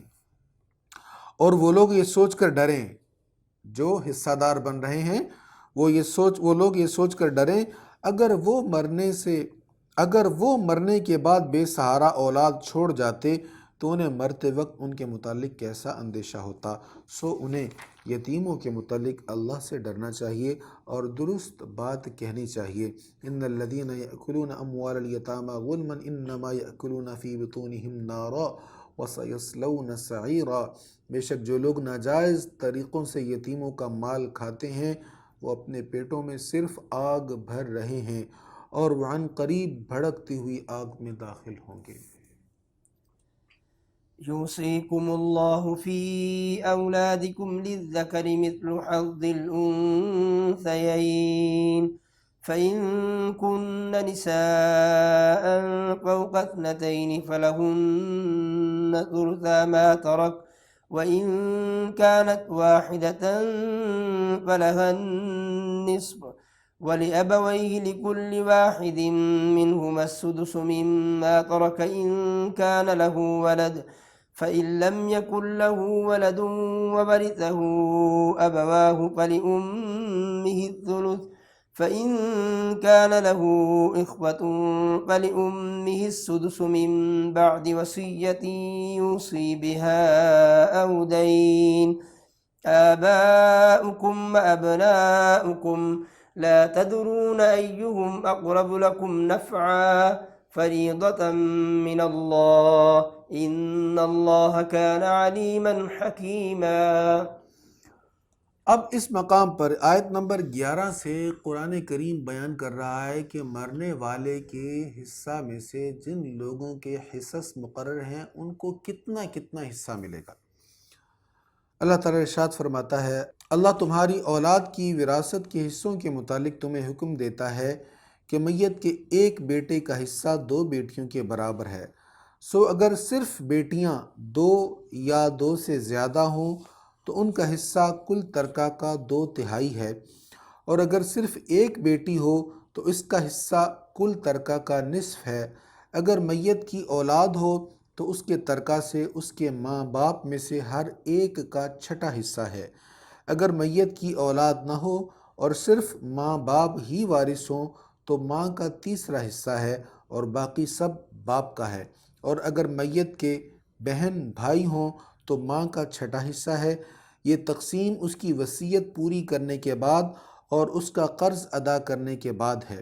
تمہارے باپ اور تمہارے بیٹے تم خود نہیں جانتے کہ تم کو نفع پہنچانے کے کون زیادہ قریب ہے، یہ اللہ کی طرف سے مقرر کیے ہوئے حصص ہیں، بے شک اللہ خوب جاننے والا بہت حکمت والا ہے۔ تو یہاں پر سب کے حصے بیان ہو گئے، فرمایا تمہیں نہیں پتا کون تمہارے حق میں زیادہ بہتر ہے، لہٰذا بہتر سمجھتے ہوئے یہ حصوں میں اونچ نیچ نہ کرو، جو اللہ نے حصے مقرر کر دیے ہیں اسی کے مطابق حصوں کو ادا کر دو۔ اور تمہاری بیویوں کے ترکہ میں سے تمہارے لیے آدھا حصہ ہے، بشرط یہ کہ ان کی اولاد نہ ہو، اور اگر ان کی اولاد ہو تو ان کے ترکہ میں سے تمہارا چوتھائی حصہ ہے۔ تو بیوی کے حصہ میں سے اولاد نہ ہونے کی صورت میں اور طرح کا حصہ تقسیم ہوگا، اور اگر اولاد ہے تو پھر اور طرح۔ پھر سنیں ترجمہ اس کا، اور تمہاری بیویوں کے ترکہ میں سے تمہارے لیے آدھا حصہ ہے کہ بشرط یہ کہ ان کی اولاد نہ ہو۔ اگر بیوی کی اولاد نہیں ہے تو پھر اس کے کل مال میں سے شوہر کا نصف ہے، اور اگر ان کی اولاد ہو تو ان کے ترکہ میں سے تمہارا چوتھائی حصہ ہے، ان کی وصیت پوری کرنے اور ان کا قرض ادا کرنے کے بعد۔ اگر اولاد ہے تو پھر شوہر کا ہوگا چوتھائی حصہ، اور اگر تمہاری اولاد نہ ہو تو تمہارے ترکہ میں سے ان کا چوتھائی حصہ ہے۔ شوہر کے ترکہ میں سے بیوی کا کتنا حصہ ہے؟ اگر اولاد نہیں ہے تو بیوی کا چوتھائی حصہ ہے، اور اگر تمہاری اولاد ہو تو تمہارے ترکہ میں سے ان کا آٹھواں حصہ ہے، تمہاری وصیت پوری کرنے اور تمہارا قرض ادا کرنے کے بعد۔ اور اگر کسی ایسے مرد یا عورت کا ترکہ تقسیم کرنا ہو جس کے نہ ماں باپ ہوں اور نہ اولاد، اور اس کا ماں کی طرف سے بھائی یا بہن ہو تو ان میں سے ہر ایک کا چھٹا حصہ ہے، اور اگر وہ بھائی یا بہن ایک سے زیادہ ہوں تو ان سب کا ایک تہائی حصہ ہے، اس شخص کی وصیت پوری کرنے اور اس کا قرض ادا کرنے کے بعد۔ وصیت میں نقصان نہ پہنچایا گیا ہو، یہ اللہ کی طرف سے حکم ہے، اور اللہ خوب جاننے والا، بہت حلم والا ہے۔ یہاں پر جب حصے بیان ہو رہے ہیں کہ کس کو کتنا کتنا حصہ ملے گا، ساتھ ہی یہ بھی کہا جا رہا ہے اس کی وصیت پوری کرنے کے بعد اور اس کا قرض ادا کرنے کے بعد۔ تو یہ اصول ذہن میں رکھیں، جب بھی کوئی مرنے والا دنیا سے جاتا ہے، اس کے پاس اگر مال وراثت ہے تو اس کے مال میں سے سب سے پہلے اس کا قرض ادا کیا جائے گا، ورثاء کو نہیں تقسیم کیا جائے گا، پہلے اس کا قرض ادا کیا جائے گا۔ قرض ادا کرنے کے بعد دیکھا جائے گا اب اس نے کوئی وصیت کی ہے، اگر اس نے وصیت کی ہے تو تہائی مال میں سے اس کی وصیت پوری کی جائے گی، 33%، اس کے کل مال کا 33%، 33% زیادہ سے زیادہ۔ اس سے کم کی وصیت ہے تو ٹھیک ہے، لیکن اگر اس سے زیادہ کی وصیت ہے تو 33% سے زیادہ اس کی وصیت پر خرچ نہیں کیا جائے گا، یہ بھی اصول ہے۔ تو پہلے قرض ادا کریں گے، پھر اگر مال بچ گیا تو دیکھیں گے اس کی وصیت ہے کہ نہیں، تو اس کی وصیت پوری کی جائے گی۔ وصیت پوری کرنے کے بعد جو مال بچا ہے وہ جس طرح قرآن کریم نے حصوں کو بیان کیا ہے اس طرح ان کو تقسیم کیا جائے گا۔ پھر اللہ تعالیٰ ارشاد فرماتا ہے، یہ اللہ کی حدود ہیں، اور جو شخص اللہ اور اس کے رسول کی اطاعت کرے گا، اللہ اس کو ان جنتوں میں داخل کرے گا جن کے نیچے سے دریا بہتے ہیں، وہ ان میں ہمیشہ رہیں گے، اور یہ بہت بڑی کامیابی ہے۔ اور جو اللہ اور اس کے رسول کی نافرمانی کرے گا اور اس کی حدود سے تجاوز کرے گا، اللہ اس کو دوزخ میں داخل کر دے گا جس میں وہ ہمیشہ رہے گا، اور اس کے لیے ذلت والا عذاب ہے۔ واللاتي يأتين الفاحشة من نسائكم فاستشهدوا عليهن أربعة منكم، فإن شهدوا فأمسكوهن في البيوت حتى يتوفاهن الموت أو يجعل الله لهن سبيلا۔ اور تمہاری عورتوں میں سے جو بدکاری کریں تو ان کے خلاف اپنے 4 مسلمان مردوں کی گواہی طلب کرو، پس اگر وہ گواہی دے دیں تو ان عورتوں کو گھروں میں مقید رکھو حتیٰ کہ انہیں موت آ جائے یا اللہ ان کے لیے کوئی اور راہ پیدا کر دے۔ آیت نمبر 15 میں ارشاد ہوا تھا اگر کوئی عورت زنا کرے تو اس کے لیے 4 مرد گواہی دینے کے لیے ہونے چاہیے، 4 سے کم گواہی سے کیس نہیں چل سکتا۔ 4 مرد گواہی دیں کہ اس نے زنا کیا تو پھر سزا کیا ہے؟ گھروں میں مقید کر دو یہاں تک کہ انہیں موت آ جائے، یا پھر اللہ ان کے لیے کوئی اور حکم نازل فرما دے۔ تو پہلے حکم یہ تھا، پھر اللہ نے اور حکم نازل فرما دیا۔ وہ اور حکم کیا تھا؟ الزانیۃ والزانی فاجلدوا کل واحد منہما 100 جلدہ، زانی مرد اور زانی عورت کو 100 کوڑوں کی سزا دی جائے۔ تو اب 100 کوڑوں کی سزا کا حکم آ گیا، لہٰذا گھروں میں قید کرنے والی سزا والا جو حکم تھا یہ منسوخ ہو گیا۔ پھر اس کی حضور علیہ السلام نے اپنی حدیث سے وضاحت فرما دی، اور اس کا معنی یہ ہوا، نتیجہ یہ ہوا کہ زنا کرنے والا اگر غیر شادی شدہ ہے تو اس کی سزا 100 کوڑے ہے، اور اگر وہ شادی شدہ ہے تو اس کی سزا رجم ہے، جیسا کہ مسلم شریف کی حدیث میں حضور صلی اللہ علیہ وسلم نے ارشاد فرمایا، اللہ ہمیں زنا سے بچائے۔ اللہ اپنے کرم سے، اپنے فضل سے، اپنے محبوب کریم علیہ الصلوۃ والتسلیم کی نیچی نیچی شرم و حیا والی آنکھوں کی برکت سے ہمیں بدنگاہی سے بچائے، ہمیں زنا سے بچائے، ہمیں حیا والا مسلمان بنائے۔ پھر ارشاد ہے، اور تم میں سے جو 2 شخص بے حیائی کا ارتکاب کریں تو تم ان کو اذیت پہنچاؤ، پس اگر وہ توبہ کر لیں اور نیک ہو جائیں تو ان سے درگزر کرو، بے شک اللہ بہت توبہ قبول فرمانے والا، نہایت رحم فرمانے والا ہے۔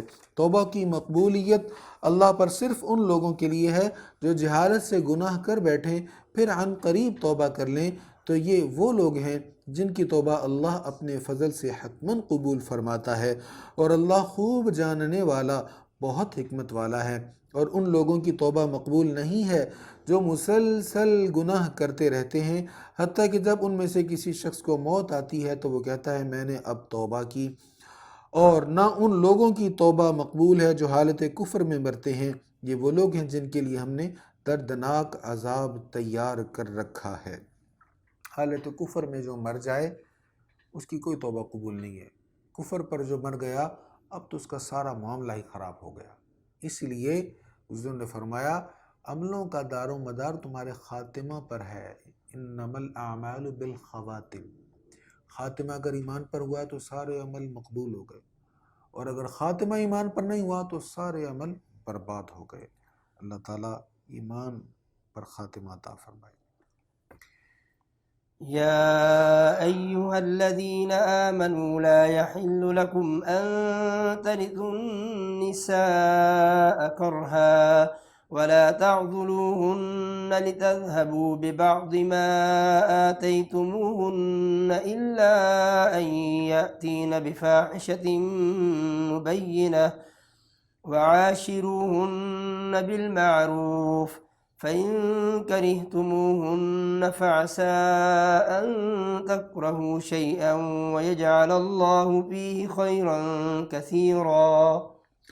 اے ایمان والو، تمہارے لیے یہ جائز نہیں کہ تم زبردستی عورتوں کے وارث بن جاؤ، اور نہ تم ان کو اس لیے روکو کہ تم ان کو دیے ہوئے مہر میں سے کچھ واپس لے لو، سوا اس صورت کے کہ وہ علی الاعلان بے حیائی کا ارتکاب کریں، اور تم ان کے ساتھ نیک سلوک کرو۔ پھر اگر تم ان کو ناپسند کرو تو ہو سکتا ہے تم کسی چیز کو ناپسند کرو، اور اللہ اس میں بہت بھلائی رکھ دے۔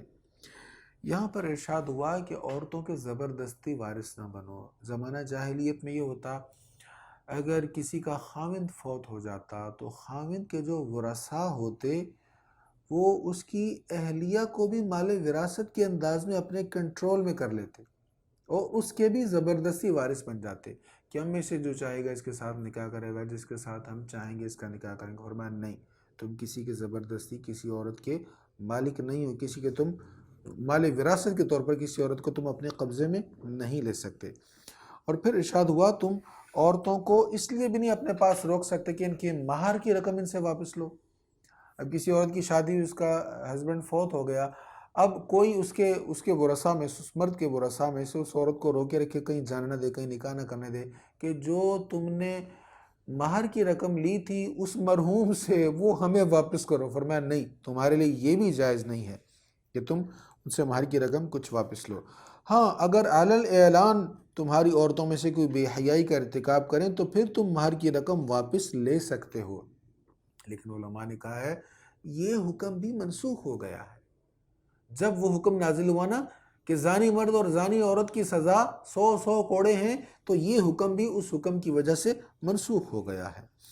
پھر ارشاد ہوا بڑی اہم بات، فَإِن كَرِهْتُمُوهُنَّ، یہ آیت نمبر 19 کے آخر میں ارشاد ہے، فَإِن كَرِهْتُمُوهُنَّ فَعَسَىٰ أَن تَكْرَهُوا شَيْئًا وَيَجْعَلَ اللَّهُ فِيهِ خَيْرًا كَثِيرًا۔ پھر اگر تم ان کو ناپسند کرو تو ہو سکتا ہے تم کسی چیز کو ناپسند کرو اور اللہ اس میں بہت بھلائی رکھ دے۔ جبھی ہوتا ہے شادی ہو تو اپنی عورت کسی کو پسند نہیں ہوتی، بیوی سے کوئی خوش نہیں ہوتا، یا بیوی کو شوہر پسند نہیں ہوتا، تو فرمایا ہو سکتا ہے تم جس کو پسند نہیں کر رہے تمہارے لیے اللہ نے اس میں بہت زیادہ بھلائی رکھی ہو، تمہاری نیک اولاد ہو، اس کی وجہ سے تمہاری نیکیوں کی طرف رغبت ہو، تمہارے رزق میں برکت ہو، تمہاری آخرت خیر والی ہو۔ اس لیے اگر تمہیں اپنا جیون ساتھی کسی اعتبار سے پسند نہیں ہے اور تم اس کو اللہ کی رضا کی خاطر ایکسیپٹ کر لیتے ہو، قبول کر لیتے ہو، ممکن ہے اللہ نے اس میں تمہارے لیے بہت زیادہ برکت رکھی ہو۔ وَإِنْ أَرَدْتُمُ اسْتِبْدَالَ زَوْجٍ مَّكَانَ زَوْجٍ وَآتَيْتُمْ إِحْدَاهُنَّ قِنطَارًا فَلَا تَأْخُذُوا مِنْهُ شَيْئًا أَتَأْخُذُونَهُ بُهْتَانًا وَإِثْمًا مُّبِينًا وَكَيْفَ تَأْخُذُونَهُ وَقَدْ أَفْضَىٰ بَعْضُكُمْ إِلَىٰ بَعْضٍ وَأَخَذْنَ مِنكُم مِّيثَاقًا غَلِيظًا۔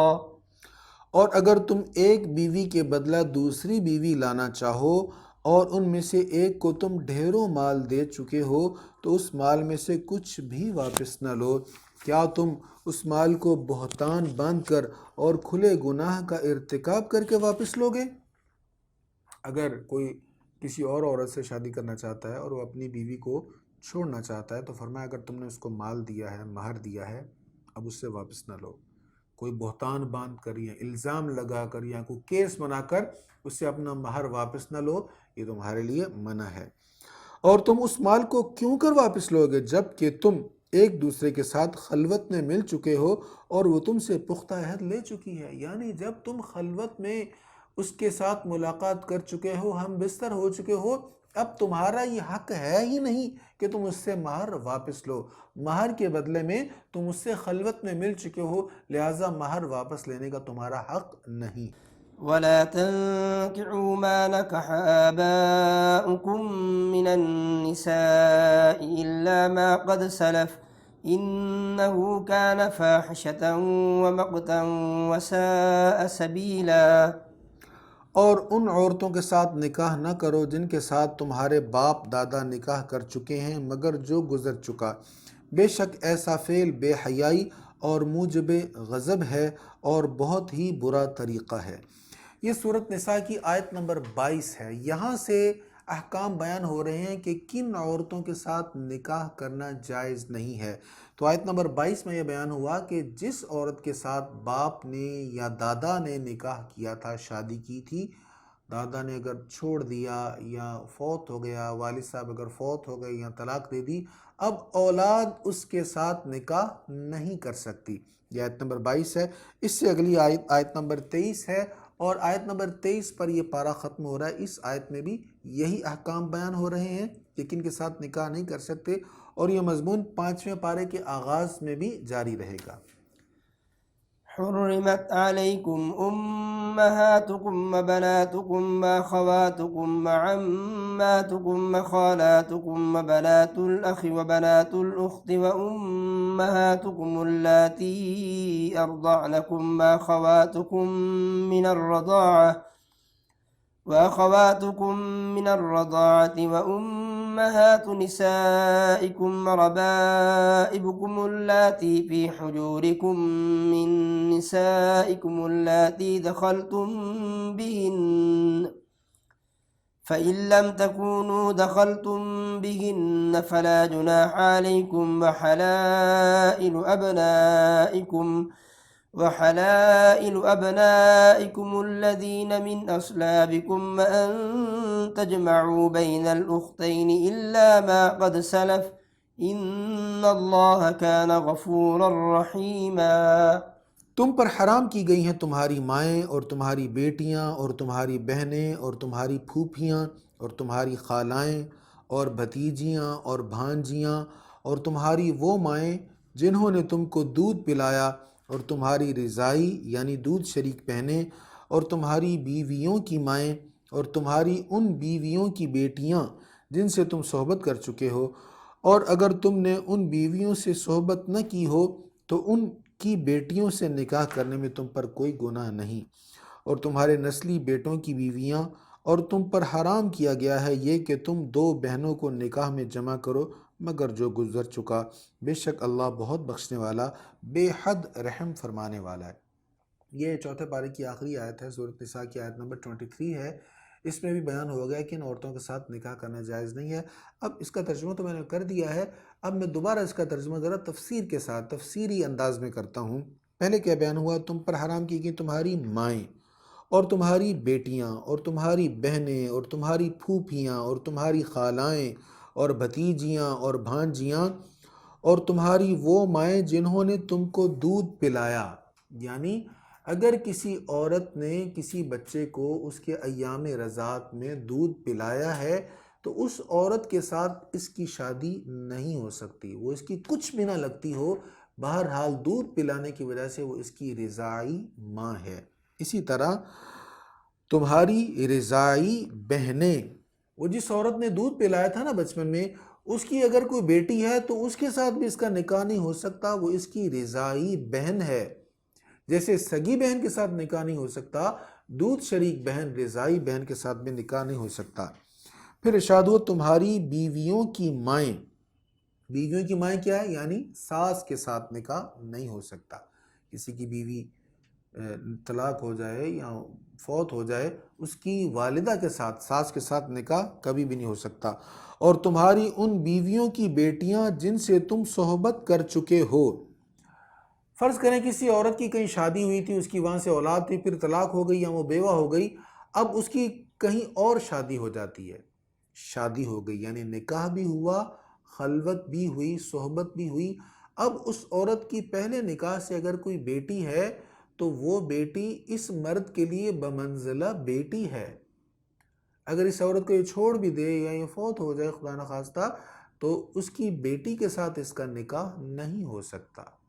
جس عورت کے ساتھ نکاح ہوا، پھر خلوت ہوئی، مکمل شادی ہوئی، اس کی بیٹی کے ساتھ نکاح نہیں ہو سکتا۔ ہاں اگر صرف نکاح ہوا ہو، خلوت نہ ہوئی ہو، مکمل شادی نہ ہوئی ہو، اس کی کوئی بیٹی ہو تو اس کی بیٹی کے ساتھ نکاح ہو سکتا ہے۔ اگر اس عورت کو صرف نکاح کے بعد طلاق دے دی گئی، شادی نہیں ہوئی، اس کی کوئی بیٹی تھی تو اس کے ساتھ اگر یہ نکاح کرنا چاہے تو اس کا نکاح ہو سکتا ہے۔ یہ آگے بیان ہو رہا ہے کہ اگر تم نے ان بیویوں سے صحبت نہ کی ہو تو ان کی بیٹیوں سے نکاح کرنے میں تم پر کوئی گناہ نہیں ہے۔ پھر ارشاد ہوا اور تمہارے نسلی بیٹوں کی بیویاں، نسلی بیٹوں کی بیویاں یعنی جو سگا بیٹا ہے اس کی بیوی جو ہے یہ ہمیشہ ہمیشہ حرام ہے۔ سسر، جو سگا سسر ہے، اس کے ساتھ کبھی بھی نکاح نہیں ہو سکتا ہے، چاہے اس کے بیٹے نے طلاق دی ہو یا کسی طرح بھی جو بھی ہوا ہے۔ اب اس کے ساتھ یہ نکاح نہیں کر سکتی، وہ اس کے ساتھ نکاح نہیں کر سکتا، یہ بمنزلہ باپ بیٹی کے ہیں۔ اسی طرح آخر میں ارشاد وَأَن تَجْمَعُوا بَيْنَ الْأُخْتَيْنِ، دو بہنوں کو نکاح میں اکٹھا کرنا جائز نہیں ہے۔ یعنی بیوی کے ساتھ شادی ہے تو بیوی کے ہوتے ہوئے اس کی بہن کے ساتھ، سالی کے ساتھ نکاح کرنا جائز نہیں ہے۔ تو دو بہنوں کو نکاح میں جمع کرنا بھی جائز نہیں، سگی بہنوں کو بھی نہیں اکٹھا کرنا جائز اور رضاعی بہنوں کو اکٹھا کرنا بھی جائز نہیں ہے۔ تو یہ کچھ مسائل بیان ہوئے یہاں پر۔ اس سے آگے 5واں پارہ شروع ہو رہا، وہاں پر بھی یہی کچھ عنوان چلے گا کہ کن کے ساتھ نکاح نہیں ہو سکتا۔ اللہ تعالیٰ ہمیں قرآن کریم صحیح پڑھنے، سمجھنے، یاد رکھنے اور اس پر عمل کرنے کی خوب خوب توفیق عطا فرمائے۔ وآخر دعوایا ان الحمد للہ رب العالمین۔